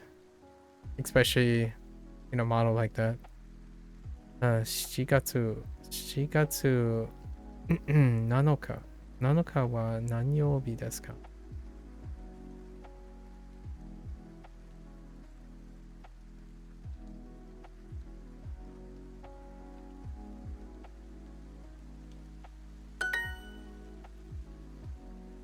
What I mean is you would be current, like beyond the point of the free trial. I figured like 今週の土曜日は9月9日です。 there was a likelihood that someone who voluntarily brings up Final Fantasy 14 is probably fairly current with Final Fantasy 14. I was aware of the like the free trial up to Stormblood. But quite a lot of people have said like, have I played Final Fantasy 14? Actually, someone who's not here, I don't know what happened to him. He might have decided to stay in Japan or something. His name was Independent, or I called him Indie, and he plays Final Fantasy 14 like religiously or habitually. I was talking about, oh yes, in the English you've completed the story through the end of the current expansion, but you're replaying it through in Japanese. I like it. I like it. I can't wait to join you guys in the experience. I'm slowly transitioning in that way. The game that I'm currently playing, Cobalt Core, I'm basically completing through the story things like the vignettes and stuff, and then I'm switching it to Japanese as I'm playing the roguelike elements, the daily challenges and stuff. And then switching between Chinese and Japanese after a period. So that is most definitely. The game that I'm probably going to play when it comes to story-driven novels after Inktober, after October. So it's gonna be another month before I'm gonna start doing this. Is probably replaying a story game called Rakuyan. And she has like a kind of a spin-off. The developer has a spin-off called Sato-san, Mr. Sato. I played through English, then played through Japanese. I don't know if it's in Chinese. Probably. Usually it is. If it's a Japanese production. The developer is Laura Shigatori, I think. Shigatori, maybe. If you would like fantasy terms, I could share some with you. Okay, give me a fantasy. Give me a fantasy term that you like. Give me a fantasy term that you like. Or it makes you smile when you hear it or read it. Or sad, or it elicits something, you know, an impressionable fantasy term. 今週の土曜日は9月9日です。Listen, Drake, we gotta ingrain the routine, right? It's not what I'm interested in. If you're gonna hit me up with something, you gotta hit me up with something that's dear and, you know, dear and close to your heart here. It's starting to sound like an episode from Yu-Gi-Oh or something. That would require some thought. Okay. Good. I'm glad it requires some thought, because I think if you don't think about the things that you're consuming and stuff, I feel like it's a missed opportunity to make your life far more richer, at least in my opinion, sentimentally. So hit me up with recent. Think about recency. Like maybe, since you're probably a regular player of Final Fantasy 14, maybe something recent that sticks with you. I'll take that. 今週 No pressure. No pressure. 今週の土曜日。今週の土曜日は9月。9月9日。9日で。昨日は10月3日でした。昨日は Wait, what? 昨日は10月3日でした。Never mind. 昨日は10月3日でした。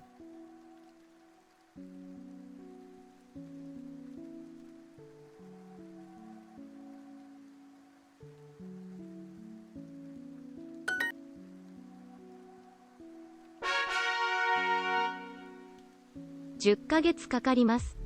10ヶ月かかります。10ヶ月10ヶ月かかります。泳ぎます。毎月泳ぎます。毎月毎月泳ます。毎週病院へ出かけます。毎週病院毎週病院病院出かけます。病院ね。どこですか？病院病院へ出かけます。今年はいい年です。いい年でした。今年は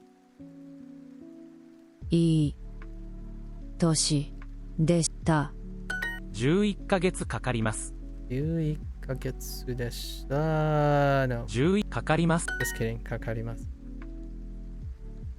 雨よく Wait. Okay. It rained often.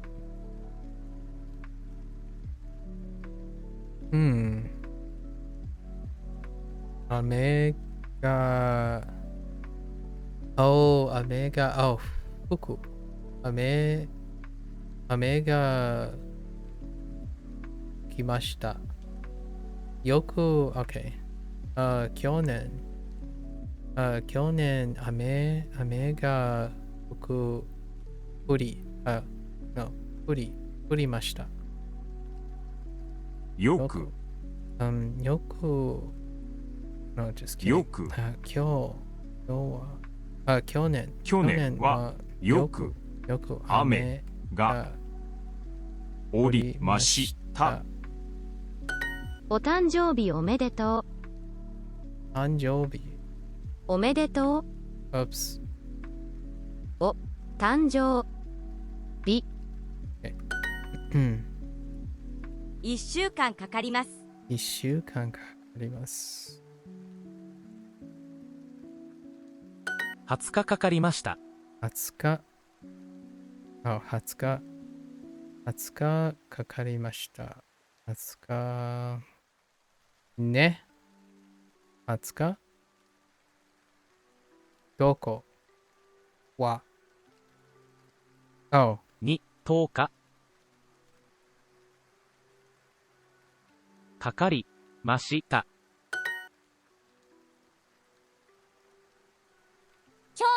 今日は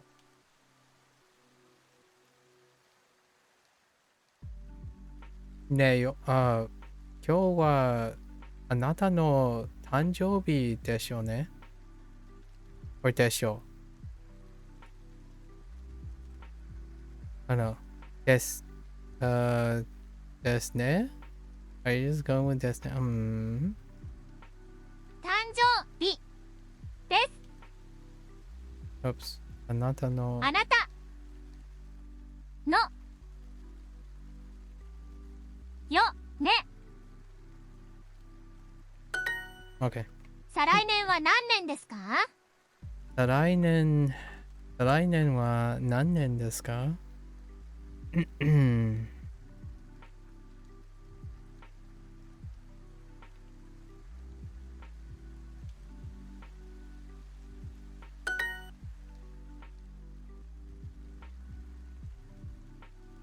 シャワー、シャワーを、Sorry. シャワーを浴びてからかかりました。or, なんだ、でかきました。でかきます。wrong tense. シャワーを浴びてから出かけます。出かけ I keep saying key. 出かけます。ます。来年は何をしますか？来年は何をしますか？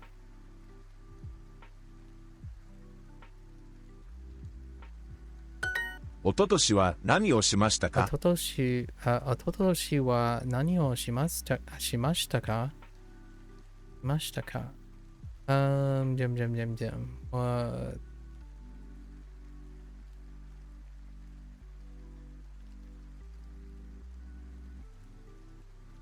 Wait.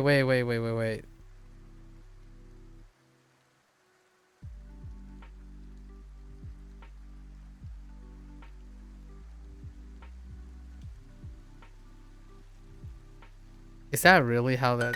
Oh my 毎 gosh. 年アメリカへ旅行に行きます。毎年アメリカへ旅行に行き旅行。Okay. 毎年。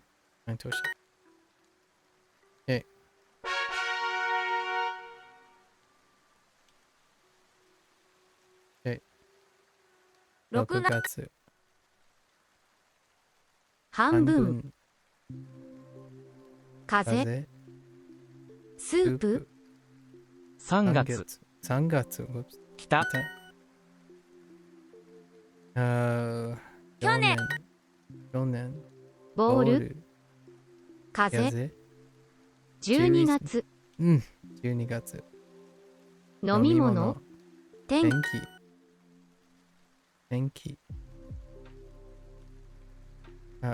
今年。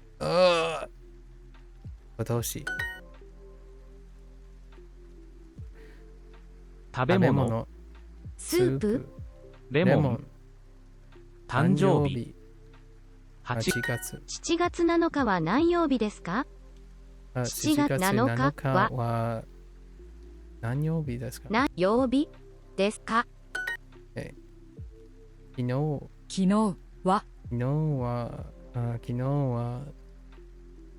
10月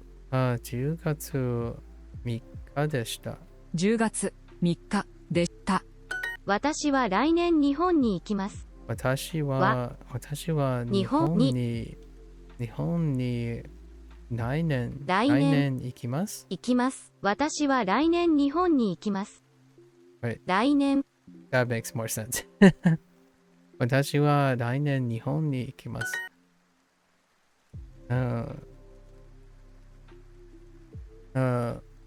おととしは悪い年でした。おととしは悪い年でした。Okay. That's fine. あなたの誕生日はいつですか？あなたの誕生日はいつですか？いつですか？Yeah, right. あなたの誕生日はいつですか？5月5日は木曜日です。5月5日は木曜日です。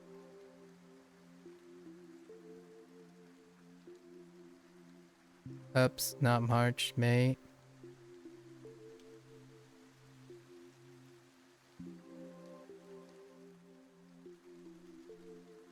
Oh, just kidding.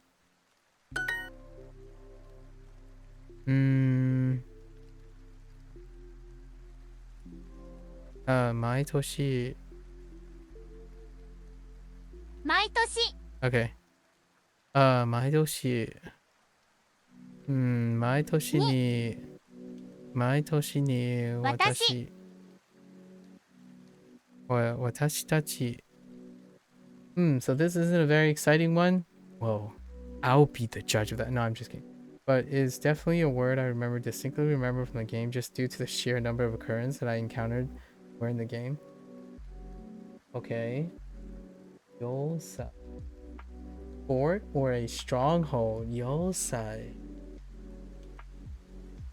Honestly, that kind of looks like a stronghold. Yo. Probably onyomi? Read?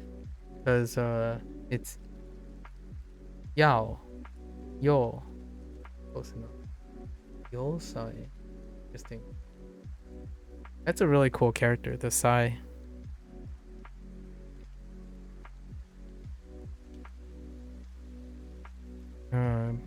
Neat. Fort and stronghold. I imagine you would have to see that quite often in fantasy. Maitoshi ni. Oh, there, Kufi. Yeah. I like every time like, oh, I haven't heard that. And then sometimes you're like, oh, that sounds very close. Probably onyomi. 毎年に私たち私たちはに920寝ます。Oh. Wait, oh.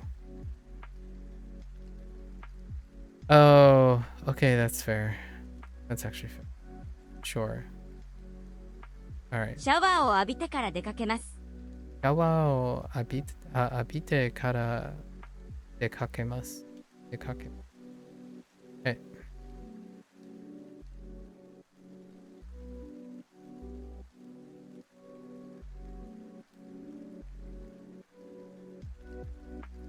Oh my gosh.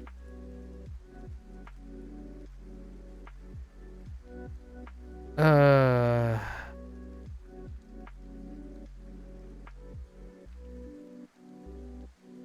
gonna be honest, this is the way I want to write. Okay. 今週の土曜日は9日ですか？今週の土曜日は9日ですか？ Okay. 今週の土曜日。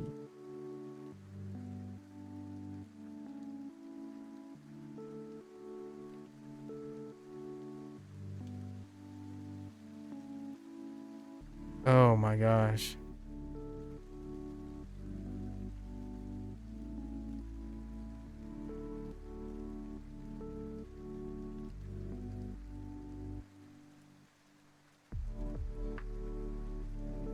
Jeez. English. I'm telling you, English. Every year okay. So they made it into watashitachi. I've done this fun little thing where you keep track of all the new words I encounter while playing Final Fantasy since I started. I'm up to 987 so far, but looking through most of the words, they aren't what I would consider cool words. I think Ford is pretty cool. What do nah, Maho is probably there. What about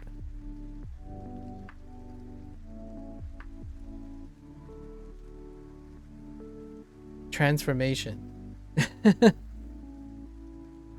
Wait, no, wait. What about, oh no, what about alchemy? I kind of remember FMA, like Full Metal Alchemist, but what is alchemy? You probably didn't add Maho because you already knew it. Yeah, me too.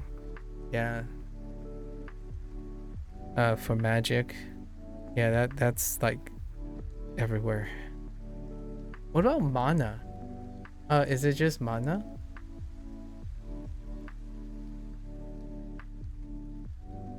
No, watashi like I know they're not necessarily cool, so I'm trying to think of not necessarily cool things.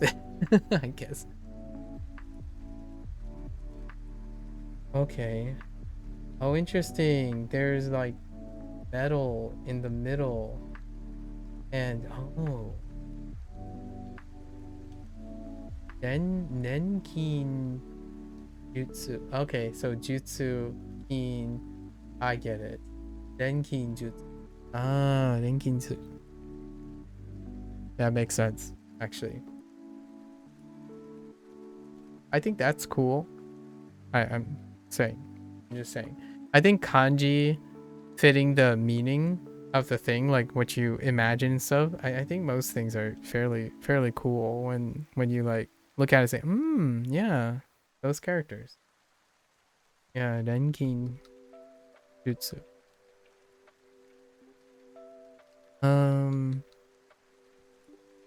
Enchantments. Enchanting or enchantments. Watashi okay, watashi wa wait. Watashi tachi ni no.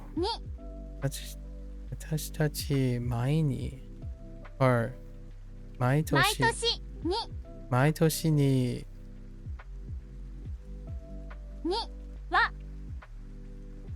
watashi tachi maitoshi wa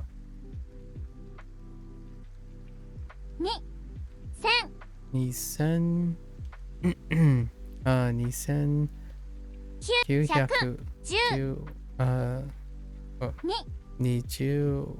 20に寝ます。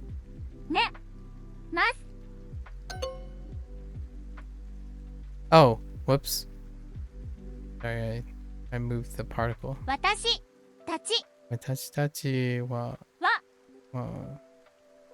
毎年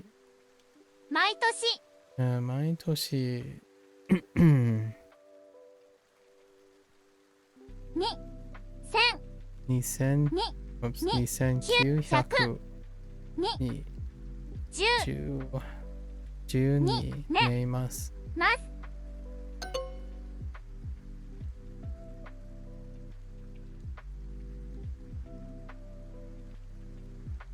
I forgot. Wait. I've got minutes, but I have something extra. Where am I? Oh. Oh, no. Right. I don't need it because of... It's the... Yeah, I don't need... Ni. Because... Yeah. Okay. 私たち So FF14 doesn't have enchantments since they have something called spirit bonding to enhance weapons and armor. Oh, interesting. What the heck is spirit bonding then? Or how do you say enhance? Or do they not use the word enhance?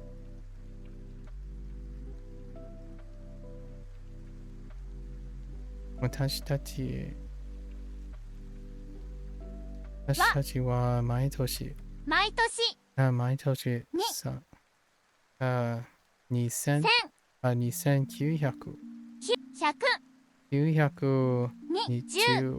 920時間寝ます。All right.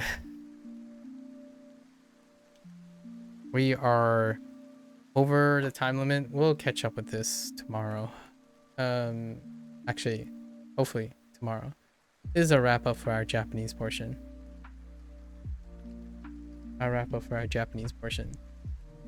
New vocab day tomorrow. Hopefully we can juggle it with Inktober.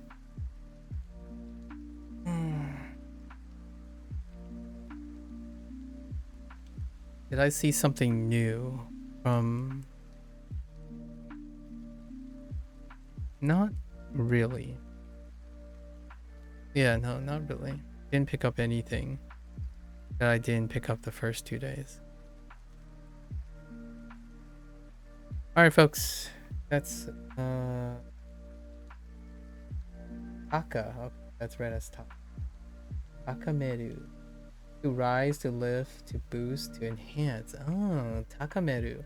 Oh, that's cute. Like to make bigger. The context that I encountered the word. So, matomeru. This time the task is to create a lance and attach materia to enhance its performance. Dang.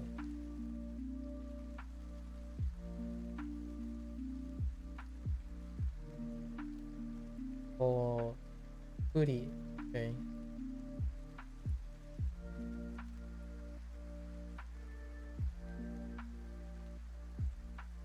Materia. Materia or interesting. That looks like.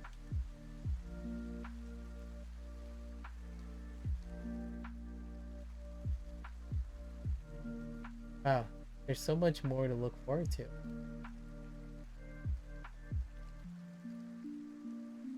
Okay. So, low key, right? Let's do like a closing remark. When we were talking, what was that? How did our conversation started? About like the whole harmfulness, right? Harmfulness of bugs and whatnot. Harmfulness of bugs, right? Besides that, mindset is the idea that, you know, there are bugs, there are going to be bugs, right? And whatnot. However, I feel like converting them into learning lessons about, so converting like say mistakes, it's a thing, to me. Operating on the idea that, right, perfection is something admirable for achieving or trying to achieve, right? Trying to achieve. But largely the idea is it's a goal that may not necessarily be unattainable. However, at the same time, how does one become very comfortable with the idea that the human condition is a thing? And the idea is that when you like use products, be it from the perspective of the user or the creator, oftentimes these are learning opportunities, right?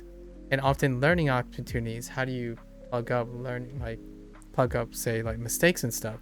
That's oftentimes there are more than one human, right? More than one human, more than one resource, for example, etc.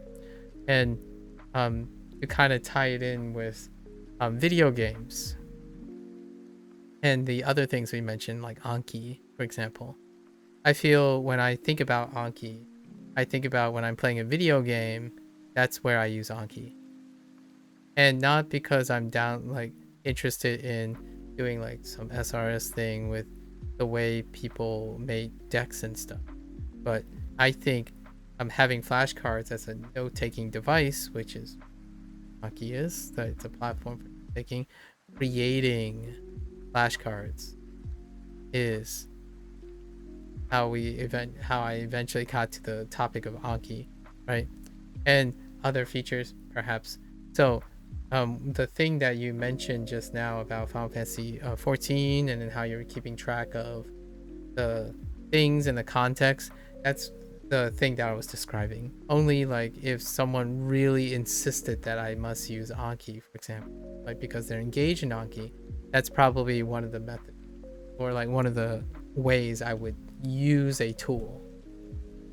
Not to have the tool kind of define what I have to use. Like obviously it would be fun to a lot of people or interesting to a lot of people if I used Anki like them. So, you know, download a deck and go through it. Honestly, those people like the idea of knowing that I'm doing the same thing they're doing, being interested in it. That's a different story. I mean, you do it too, and you don't make it sound interesting to me, for example. That's kind of the take-home message, right? Then it talked about if you are interested,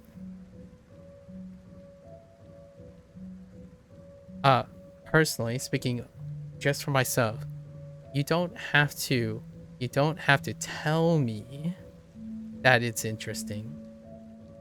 Show me that it is interesting, and I'll most certainly do it.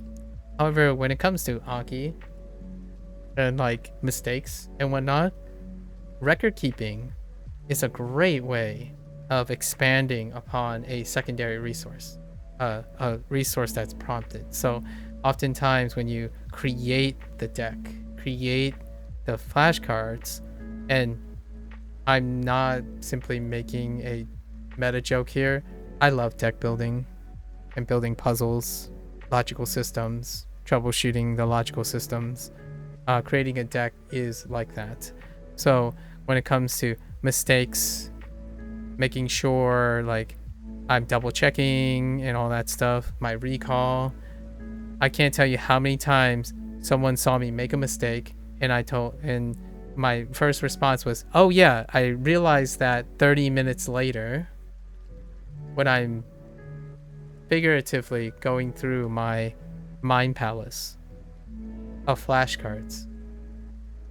Like when I write again a character that I've written a couple times earlier, I'm like, wait a minute, this character is definitely, so I'm actively observing, even if I've seen it like 100 times over, right? And you don't have to do the same thing 100 times over. The next time I play a game, it doesn't have to be in English.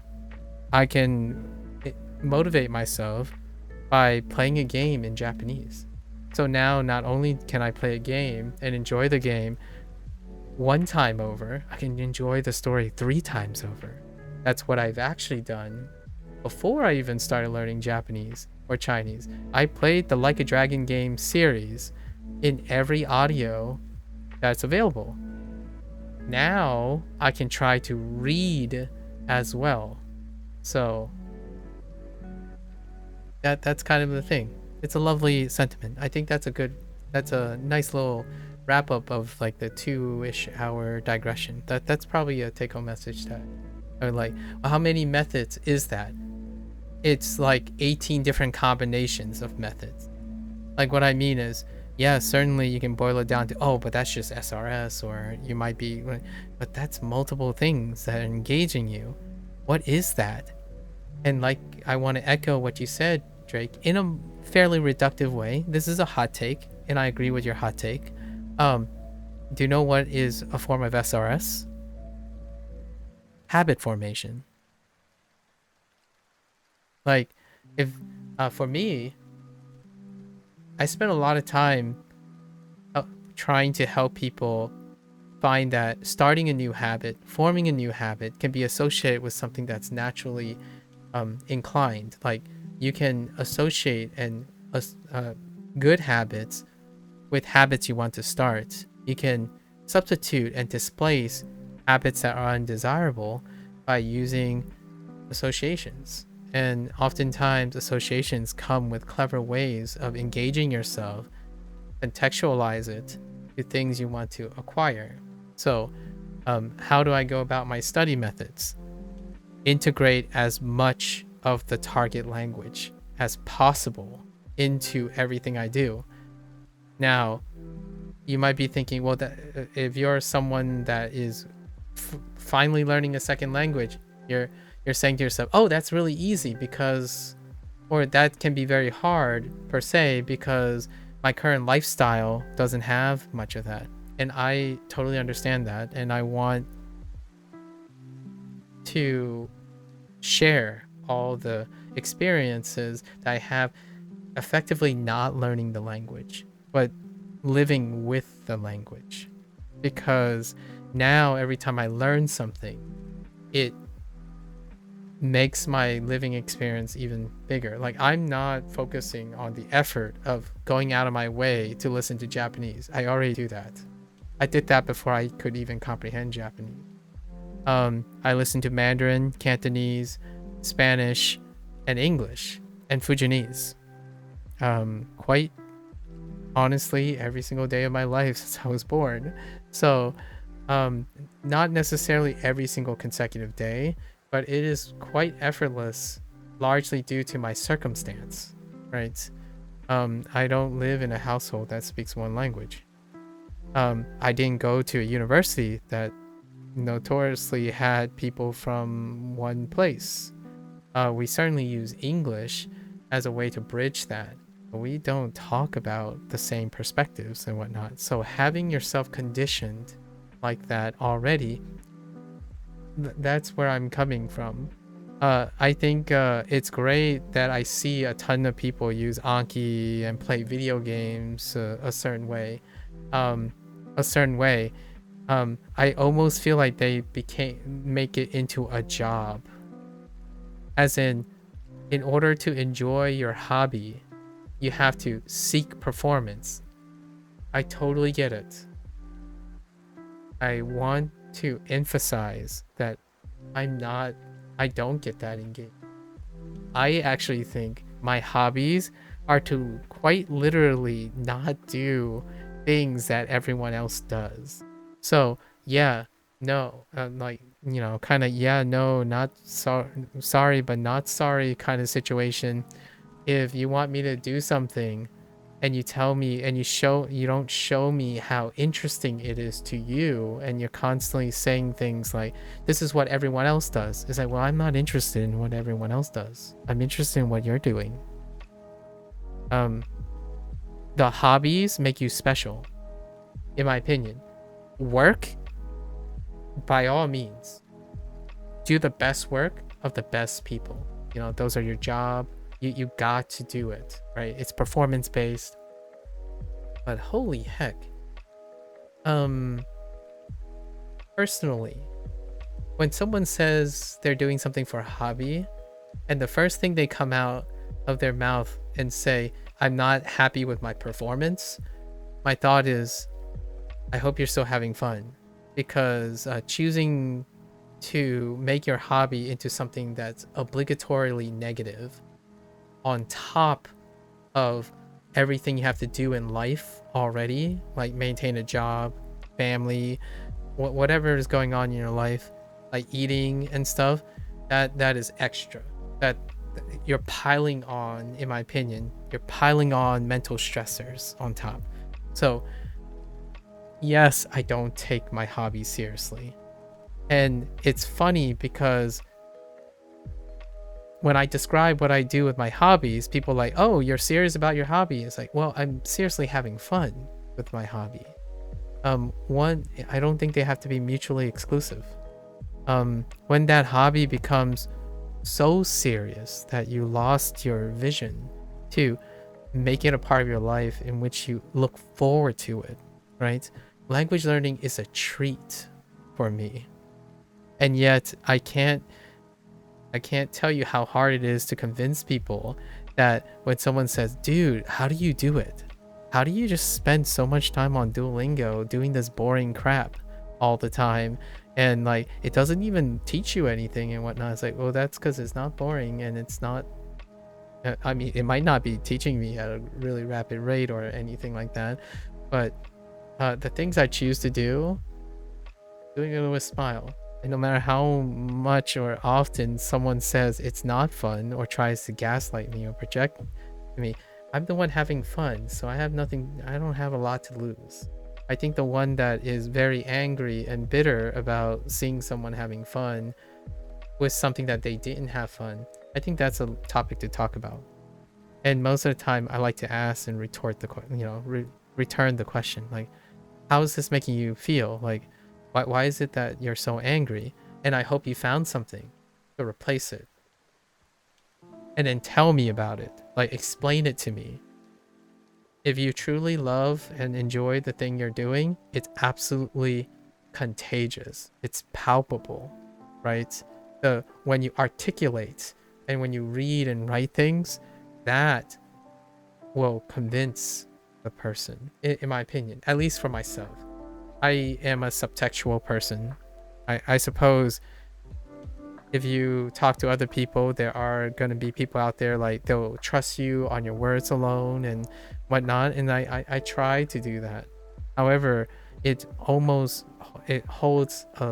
so little, in my opinion, to how someone express how much they love something.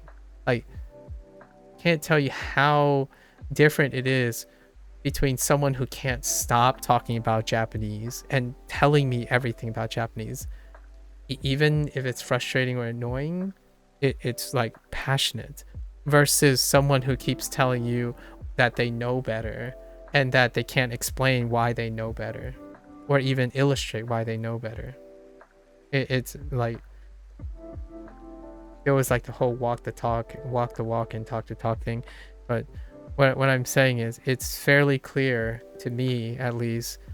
Maybe I'm overextending a little bit, but I think I've lived long enough and talked with enough individuals to understand that I've been there. I've been a kid who BS and throw like words around, and then realize that when someone asks me a question, I have a hard time expressing what that is, like how to say it. If you ask me a question, I'm gonna give you a 5-hour monologue, because in my opinion, that's how long I've spent. It's proportional to how much time I spend being self-aware and understanding of others. So that's what I want to end with on the Japanese side of things. I think the conversation is fantastic. I like that.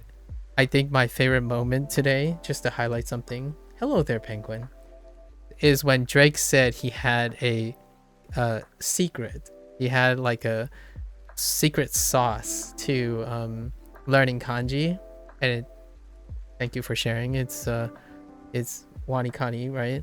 And that to me will leave an impression on people, on me anyways, at least individuals who are more interested in the person they're speaking to, not the person they represent or the group they represent.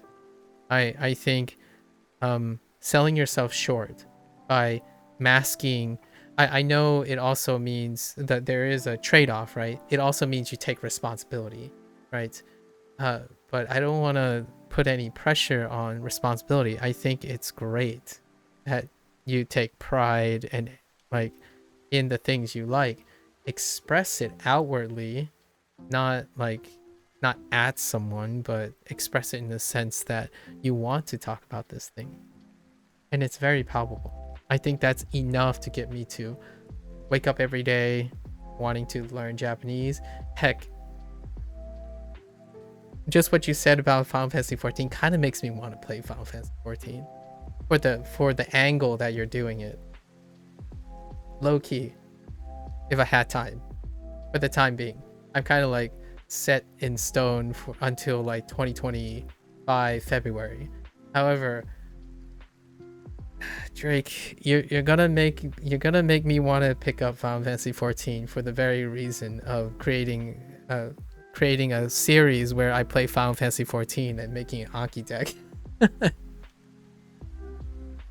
That's probably all I'm gonna do. Like, I'm gonna stream for like 2 or 3 hours, and we're just gonna not even get out of the beginner, like the beginning tutorial area, and then my Anki deck would already be like 6,000 pages, 6,000 cards long.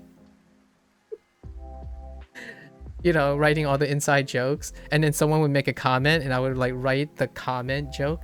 Here's an example. Before I switch over to Chinese. You would totally be there. You could do it too, Drake. I know it might not be your cup of tea, but man, that's what I want people to do with language learning. In my opinion, my vision is that if you want Twitch, you know, like a combination of Twitch friendly language learning things, I think pulling up your Anki app, because like people like Anki, scribble, write, draw a picture, take a screenshot, play a video game. Where is my penguin plushie? I don't have a penguin plushie. Oh, hey, penguin, you're on Twitch too. So like take a screenshot, put it in, make a collage or something. I'm going to do that, by the way. Starting tomorrow, actually starting today because it's midnight now. In Inktober, the next 31 days. Minus the wedding. I have to go to a wedding for 3 days, so I'm gonna have to double down in some of the days. I'm gonna be gone for 3 days in October. However, every single day I'm going to be drawing a prompt, but they're going to be a prompt of my artwork, and they're going to serve as my memory aid for the Chinese and Japanese terms. Today's prompt, October 1st, is backpack. So bakupaku, right? Bakupaku and beibao are the two terms. And I'm gonna draw something, a backpack that has something related to Japanese and Chinese. And I'm gonna do that for the next 31 days, because that, to me, is how you get habit formation. And habit formation is, quote unquote, the natural form of SRS. How do you get really, really happy about language learning and always constantly looking forward to language learning? You have a habit that constantly reinforces how nice it is. Not a chore. I like going to school. I like going to classes. I actually love going to work. I love being in the lab. I actually kind of loved it too much that I didn't know how to moderate it. So I like neglected my own health. So there are trade-offs to being very good at motivating yourself and stuff. So there is still moderation things. However, the people I'm typically speaking to aren't necessarily the people who are addicted or like habitually conditioned to want to do work. So instead, it's escapism and it's coping, lots of coping mechanisms and whatnot. And you can turn those coping mechanisms into something proactive, in my opinion. Where there's a will, there's a way, honestly. That's a wrap up for I try to like touch upon all the little like subtextual conversation topics that I was kind of hinting at most of the time. I talk about these things a lot in different contexts, so this one was pretty cool. I like it. It's very positive, motivating, because the word mistake, when someone says if it's harmful, if it's a mistake, let's unarm it. You know, unarm it. Let's disarm it. Make that mistake, make that harmfulness into a learning lesson. Be proactive about it. And that learning lesson, that harmfulness, may become empowering. It's the thing that makes you stronger, right? It's a bias. My first like 18 years of life was not sunshine and rainbows. However, I came out of it all the more stronger. So that's a nice little sentiment that I want to end. I generally end with these sentiments most of the time in some way. So for now, thank you for hanging out in the Japanese portion. If you're gonna watch this later, arigatou gozaimasu, right? And for all your Japanese learners out there, and it's your birthday, you need an intellectual gift. Well, happy birthday. Omete o tanjoubi, tanjoubi omedetou, right? Happy birthday, Penguin. In fact, I just got that term today, so there's your intellectual gift. 祝你生日快乐，生日快乐， Penguin. at least we can at least I can attempt to say happy birthday in both Japanese, Chinese. Happy birthday. Oh, and I can say more, I guess. Feliz Navidad. No, that's not Feliz Navidad. Cumpleaños. Feliz cumpleaños. Cumpleaños.